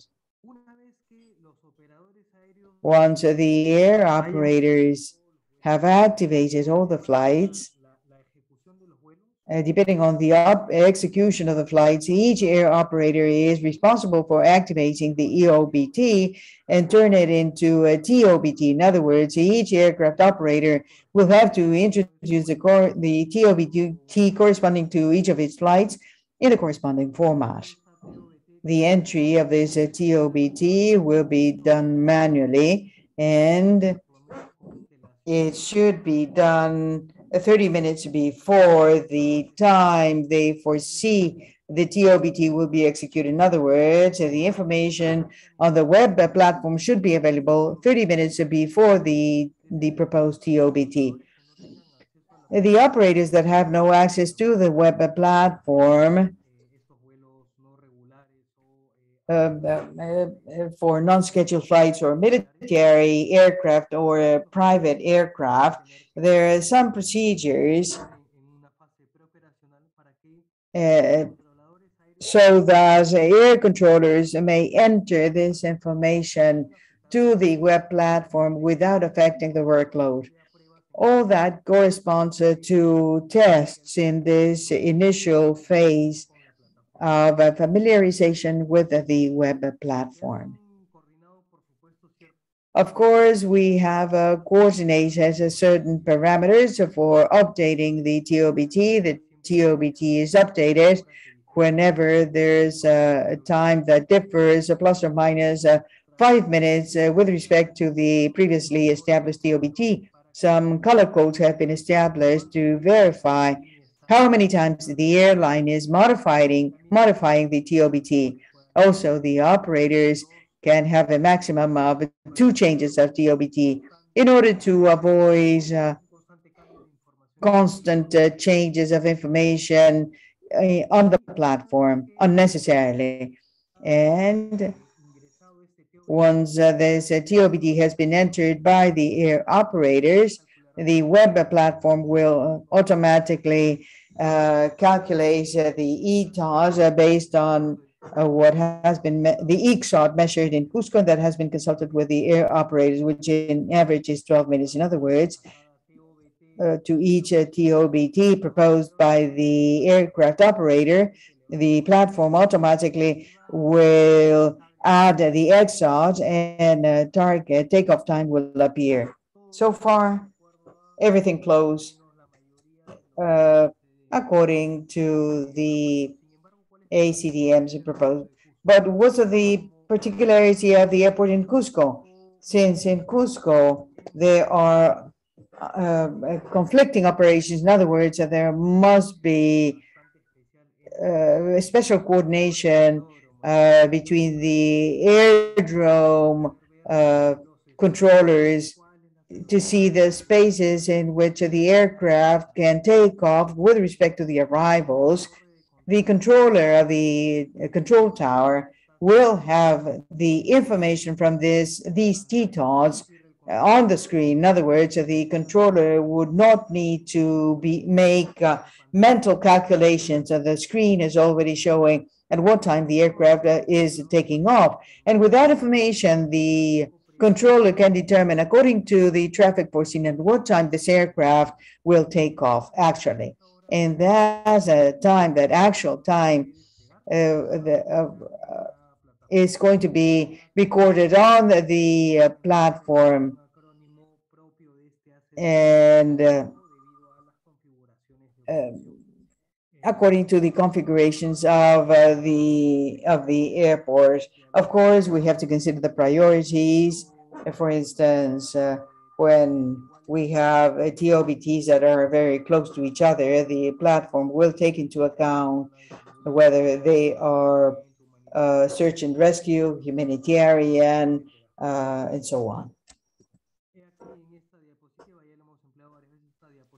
And we've used this slide several times, but it shows you why the Cusco A-CDM needs the establishment of a TTOT tower, which is more accurate because it's the assessment the ATC has to do regarding the appropriate space to allow the takeoff of that aircraft.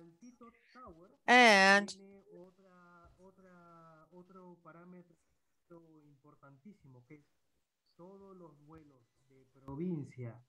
all the province flights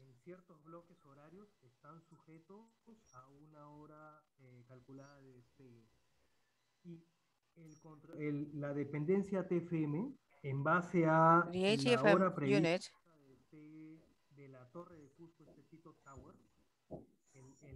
el ATFM puede determinar en base a esta hora propuesta el CITOT que le va a asignar, si corresponde o no corresponde. Este CITOT está calculado por la herramienta Flow del sistema del centro de control, y se espera que en la mayoría de veces este CITOT coincida con la hora propuesta por la torre de control, este Tito Tower. De lo contrario, el ATFM tendrá que considerar. Creo que ya se ha discutido en las diapositivas o en las presentaciones anteriores respecto al CITOT, para no tomar mucho tiempo. Y básicamente esta diapositiva resume cómo sería el cálculo del TITOT fin. Quiere decir que si hay un vuelo, si la dependencia FMP está operativa. So this means that if the FMP unit is operational, then the result of all these calculations, the end result will be that the CTOT will take this. If it is not operating, then it's the CTOT that will coordinate the control tower. That final TTOT will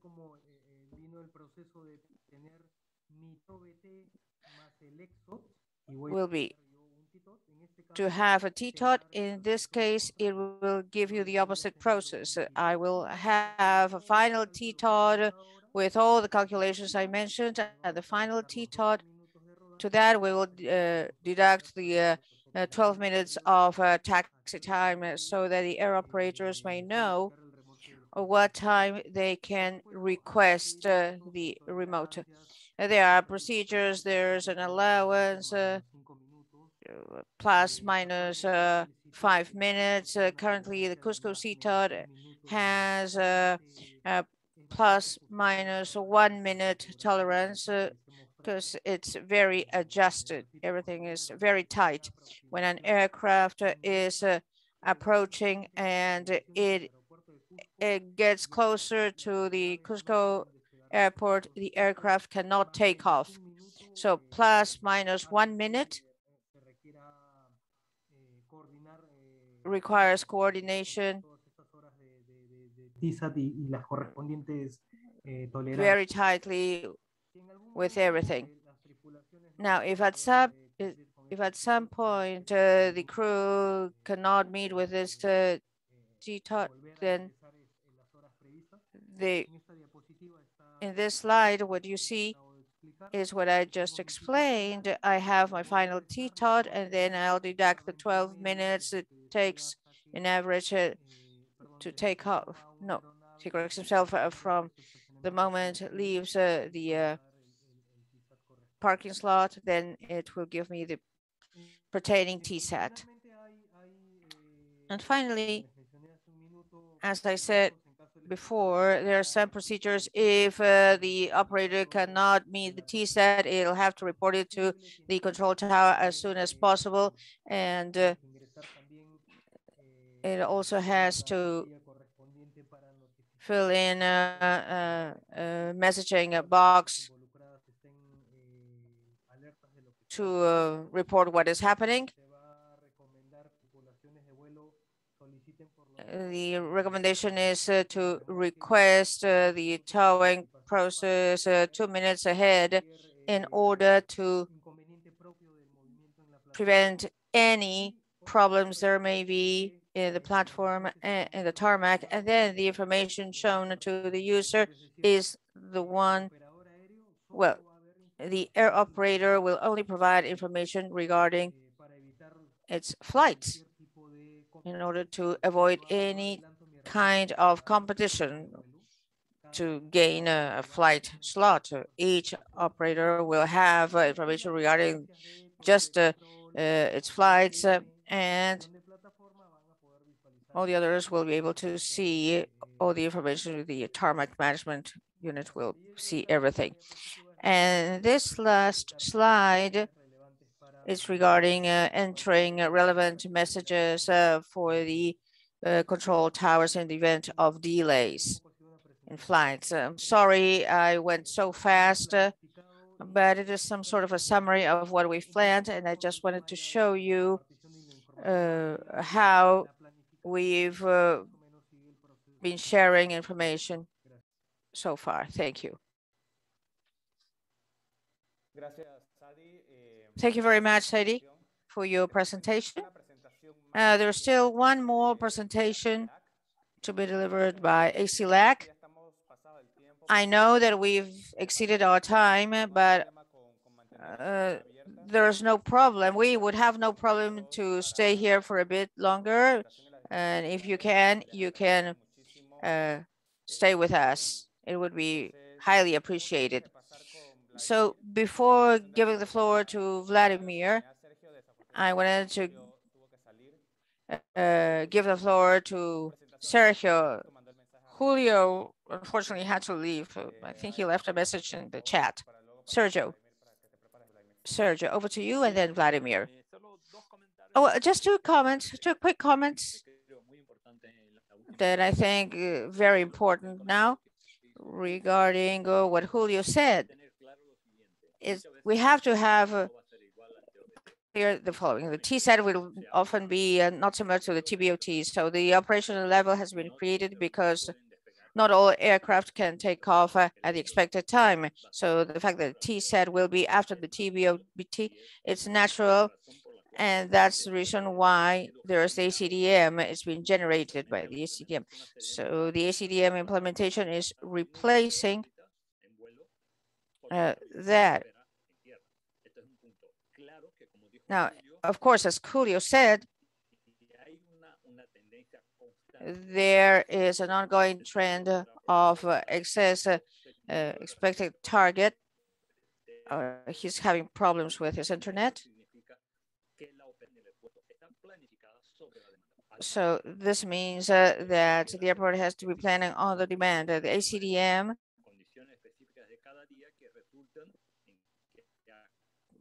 connection problems on his end. Sorry.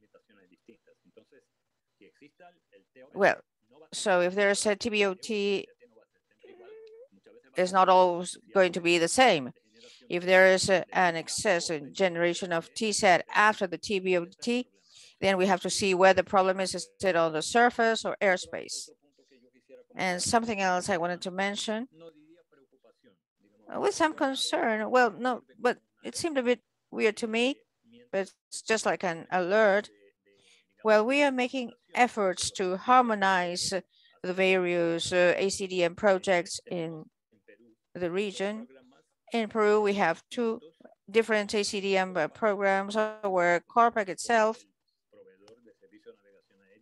as air navigation service provider, is in a program led by the airport, which would be the natural configuration. And on the other side, we have PAC as an airport operator develops a different system, even with different acronyms, not the standard acronyms. So, for example, an airline operating in both airports would have to deal with different acronyms and different interfaces and different rules.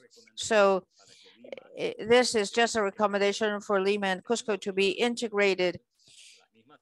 Bearing in mind that at the end of the day, the same airlines will be operating on both airports, and they have to be integrated. It's a very good thing that Cusco has realized that its operations is integrated with those of Lima. So that's the way it should be. Having in the core the flow control, but the fact that the same entity has two different problems and programs in the same country is a matter of concern. It could be solved with a good integration process. Thank you.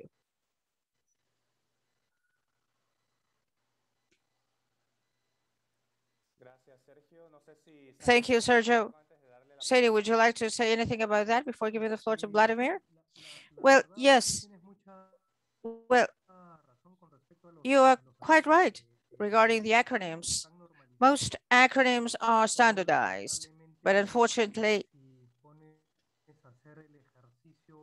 if you want to do this exercise in an airport such as Cusco, at some point you will be needing some additional information specific to that airport. And that is when the region has to standardize all the acronyms. But maybe there will be some special airports such as those in the Andes with hard terrain where some additional information will be required.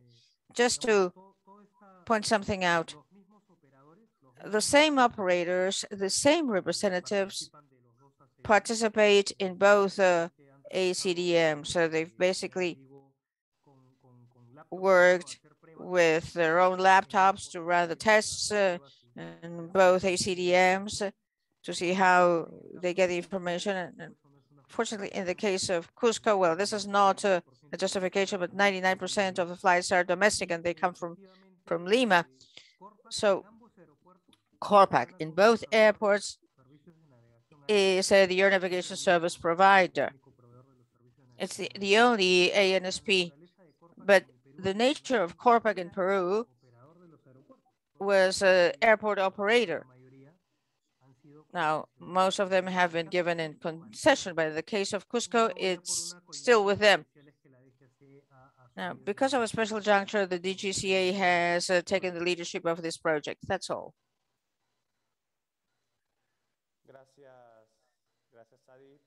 Thank you, Sadie. Yes, thank you very much. Mauricio, real quick, please. Over to you, Mauricio. Yes, very short. Those of you who know me in this meeting, the issue of acronyms and harmonization is of the essence for this to work really well as we want. Just to give you an example, a challenge that we have with OPAIN is that with the ATFM, the airlines have to declare their intention through the LOBT that is directly loaded to the ATFM system, which is Harmony. And when A-CDM is implemented, there's a doubt. Will the airline have to enter the LOBT in Harmony and add the TOBT in the SISC? Or is it just enough to do it in Harmony? And then in a way, Harmony will relay that, turning it into the TOBT through a sort of translator. That's my comment, that harmonization is of the essence, and maybe we would have to start translating things that are needed between systems. Thank you. Thank you, Mauricio.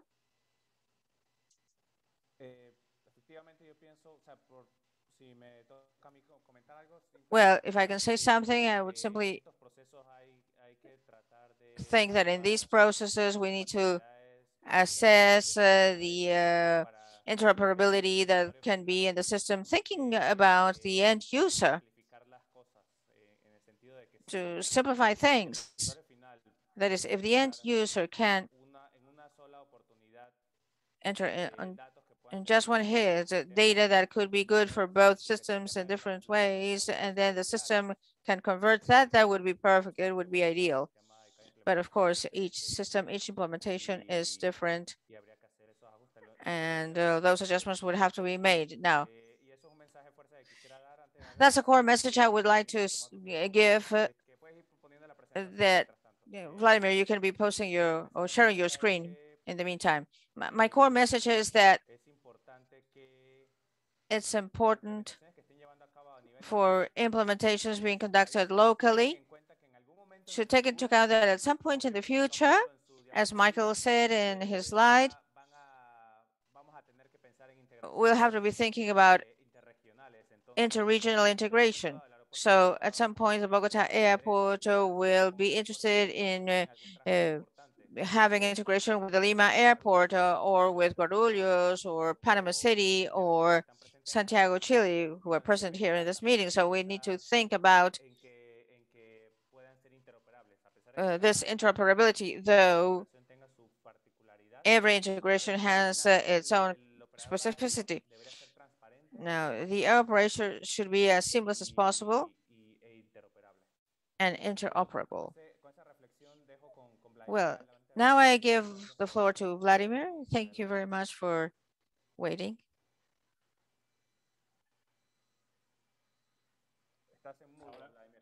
You're muted, Vladimir. Okay, well, sorry. I think my laptop is a bit tired too. Thank you very much. Again, I'm Vladimir Coca, ALG manager.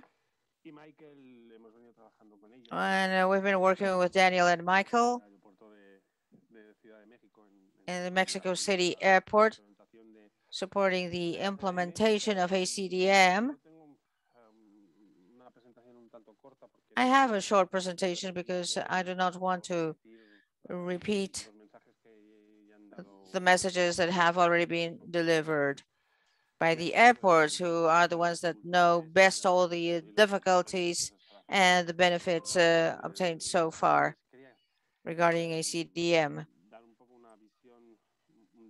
So I want to give you a general thing. The fact that we are all aware that the recovery is here. I recall at the beginning of the pandemic, we spoke with some of the airports to mention that a crisis, a pandemic is always an opportunity for new initiatives and new ideas, or even to complete those already started, which is the case of A-CDM, because the idea is that we will be in 1 year at the level of 2019. What does that mean? It means things that we've seen. At least I work at a global level. I've worked in Europe for many years in European development projects. Thus, my knowledge of A-CDM and other developments regarding management, and also we have data from both geographies, and what data the pre-pandemic data show is that in Latin America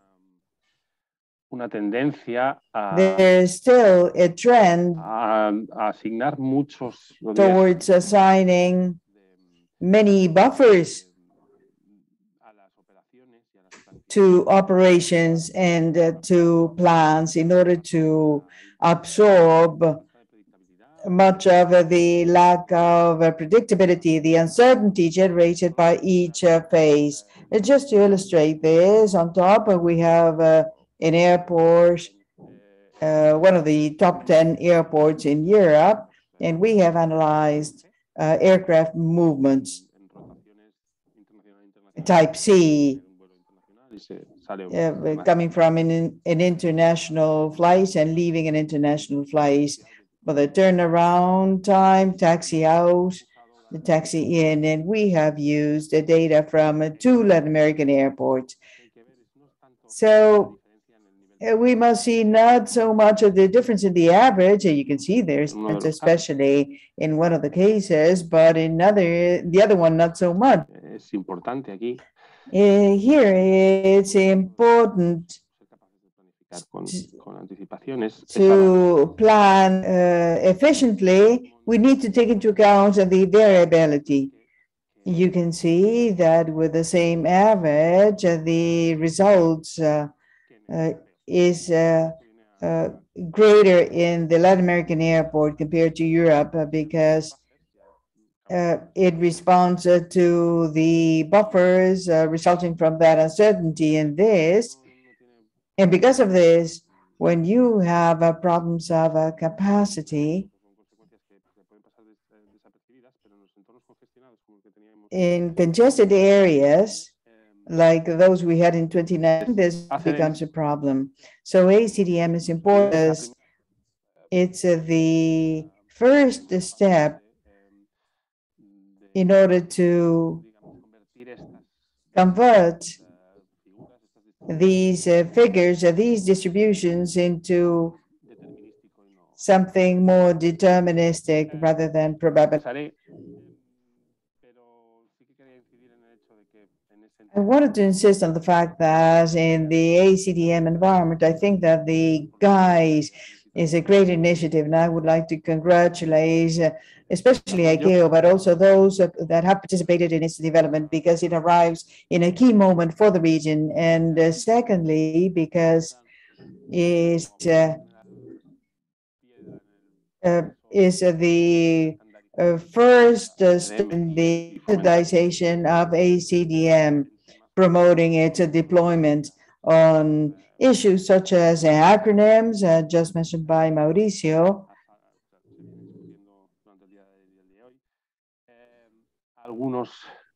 and also some parameters related to the measurement of performance. And I would like to insist on the importance of the performance framework, the foundation for good planning.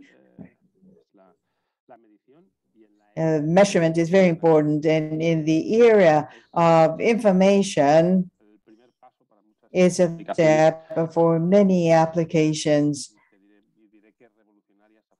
Some revolutionary implementations in the future. The milestones as an initial step of A-CDM are very well defined, and then the technical aspects, of course, which are very relevant, and although they can become problems during the implementation stages and can delay projects for a long time.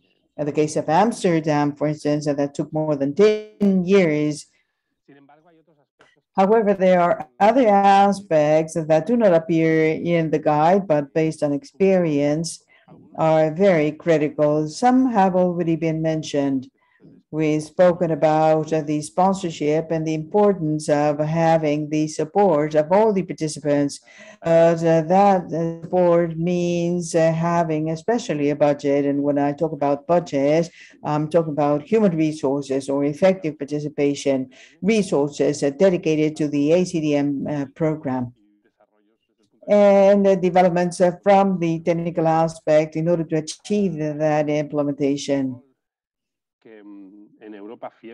In Europe, there's a role that exists from the beginning because that's the one that promoted these standards, but in other regions does not exist at a regional level, which is the role of Eurocontrol.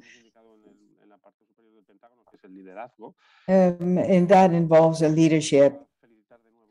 And once again, I congratulate ICAO because it's taking the initiative to fulfill that role, but it has to be strengthened and it has to be provided with the mechanisms so as to be able to certify that an airport is really operating A-CDM. That's what Eurocontrol does in Europe, and probably in Latin America that has not been reached yet, or you don't have that problem yet because you haven't reached the level at which certification is required, but based on standards, the idea is to know whether Guarulhos is going to have the guidelines or the same standard procedures as the rest of the airports in Bogota and Lima, Panama, or any of the others that complete their A-CDM implementation. And this is something that will be seen in the next few years.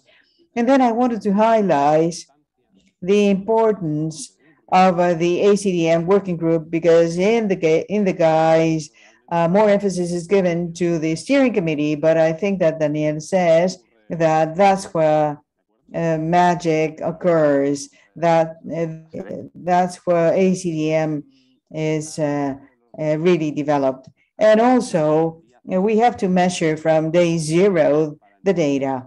And that's the key to understand the improvements, to celebrate those improvements, and to achieve the continuous commitment of the managerial levels regarding budgets and initiatives to support the program. And finally, I've at least found this in Latin America, but it has also occurred in Europe before. It's especially important to have the participation of everybody, but especially of the critical stakeholders. That's it. That is the airports, the main airline, and the control tower. If there's ATFM, what we find many times is that, especially in control data, because of their nature, they are public entities.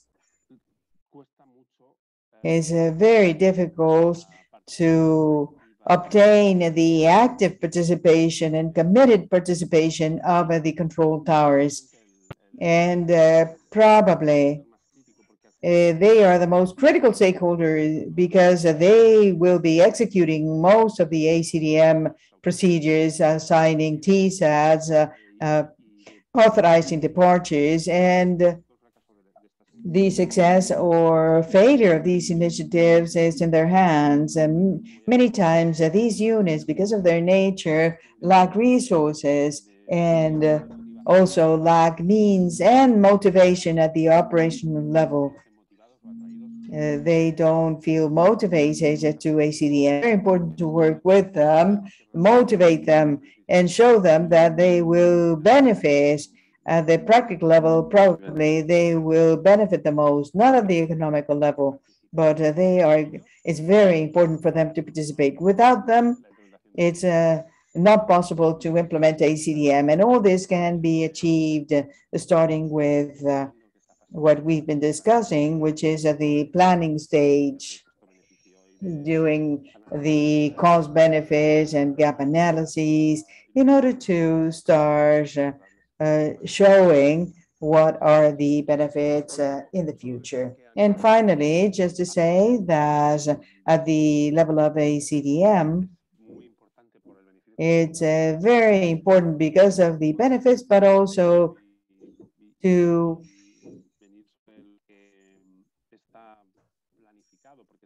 go back to what is planned, because all this is included in the gap of ICAO in the last version. A-CDM, as defined in the Eurocontrol manual, only covers blocks 0 and 1 of the gap, because it's really the foundation, the basis. It's the trigger for many developments that are already being implemented in other regions, and which are nothing else but an extension of that, a collaborative concept of information sharing, such as the AOP, which is the basis for the future. I think Flavio mentioned in the chat the TAM and other concepts covering other axes based on AOP and that extend the A-CDM concept. So the final purpose is a time-based operation with the single purpose of planning and projecting the entire operation throughout the ATM network, connecting this part of the airport through the ATM network with the rest of the nodes. So it's this first step is very important because, as I say, that's where the change of paradigm of from operating in our own control rooms to having an open vision, an integrated vision of the entire airport has to occur. And that's it. Just a brief summary to go back to the items. I insist on the importance of data, the integration of systems, and facilitating the flow of information, because without that information, it's not possible to implement A-CDM. There are some minima that are required that are the foundation stone for many other applications that will allow for the abundance of day-to-day data. So thank you very much. If you have any questions, I am at your disposal. If not, we can do so offline. Thank you, Fabio. Thank you, Vladimir. I know it's a little bit late where you are, so thank you very much for waiting so long. So I think we've reached the end of the presentations, but I wanted to give the opportunity to the participants, especially those guests from Chile and Panama, if you have any questions or any comments regarding what we've seen. I know that the meeting has been very intense. I didn't think it would be like that, but we wanted to have some discussion, and that took us longer. But in any case, I wanted to hear from you. If you have any doubts, any final questions, take advantage of the presence of some of the colleagues before we finish this session. The authorities, the airports, any questions? Yes, good morning, Fabio. Can you hear me? Yes, Agustin, please introduce yourself. And then Francisco. My name is Agustin Zúñiga. I represent the civil authority as a head of air traffic control services, airdrome control, basically. And yes, we are considering the possibility of starting to work on an A-CDM program at the airport in Panama.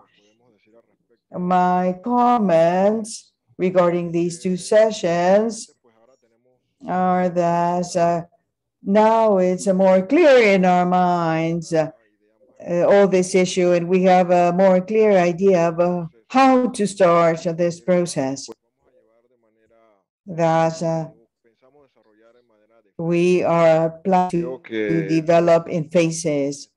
What we've seen in these 2 days has been very useful for us, and I think that it gives us a clear idea of what we need to do. Thank you, Agustin. It's important to learn from other states and also create this network of communication. In the Secretariat, we're also taking note of the implementations in order to review our guide. Francisco? Fabio. Thank you, Fabio. Just to say that Chile has worked on this specific issue. We've reached some agreements with the operators, but definitely there is much to do. And these meetings give us some light regarding practical solutions, such as how to implement information sharing. So basically, to thank everybody, all the participants, and you for organizing this meeting. Thank you, Francisco. Anybody else before we close the session? Very well. I guess you're all tired. And thank you very much for those who stayed so late. Once again, thank you to our colleagues from ACI, from CANSO, and also our colleagues from the airports that made presentations. As I said before, we are going to share the recording of this session as well as the presentations, and we'll take note of the comments in order to have some feedback for the guide. We did not present the guide itself for you to see its contents, but we are going to prepare a summarized presentation to post it on the website so that you can see the contents of the guide. It's at your disposal. And finally, final comments, please. Yes, just to congratulate everybody, and also ALG that has conducted the most important programs in the region and make you an offer. My participation as counsel here and as participant in the working group, I am at your disposal, especially those stakeholders that are not yet involved in the A-CDM program. It's part of my responsibility. The dissemination of relevant information regarding A-CDM procedures. So I'm at your disposal at any time for virtual seminars, face-to-face seminars, to teach people, to give some guidance, and not to teach, but rather to provide guidance. It's a very complex issue and a very important as well. So congratulations for the presentations and for your projects.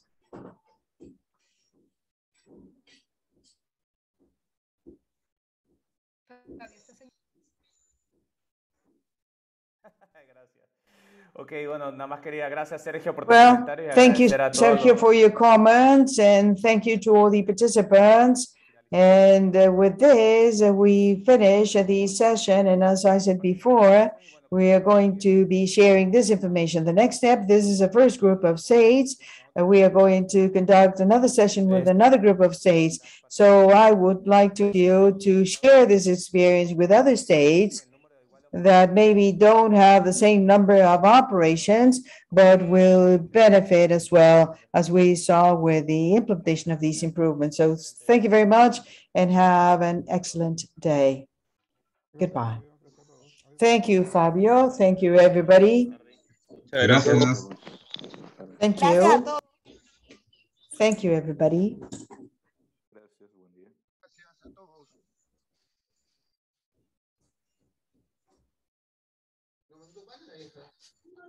A mí no.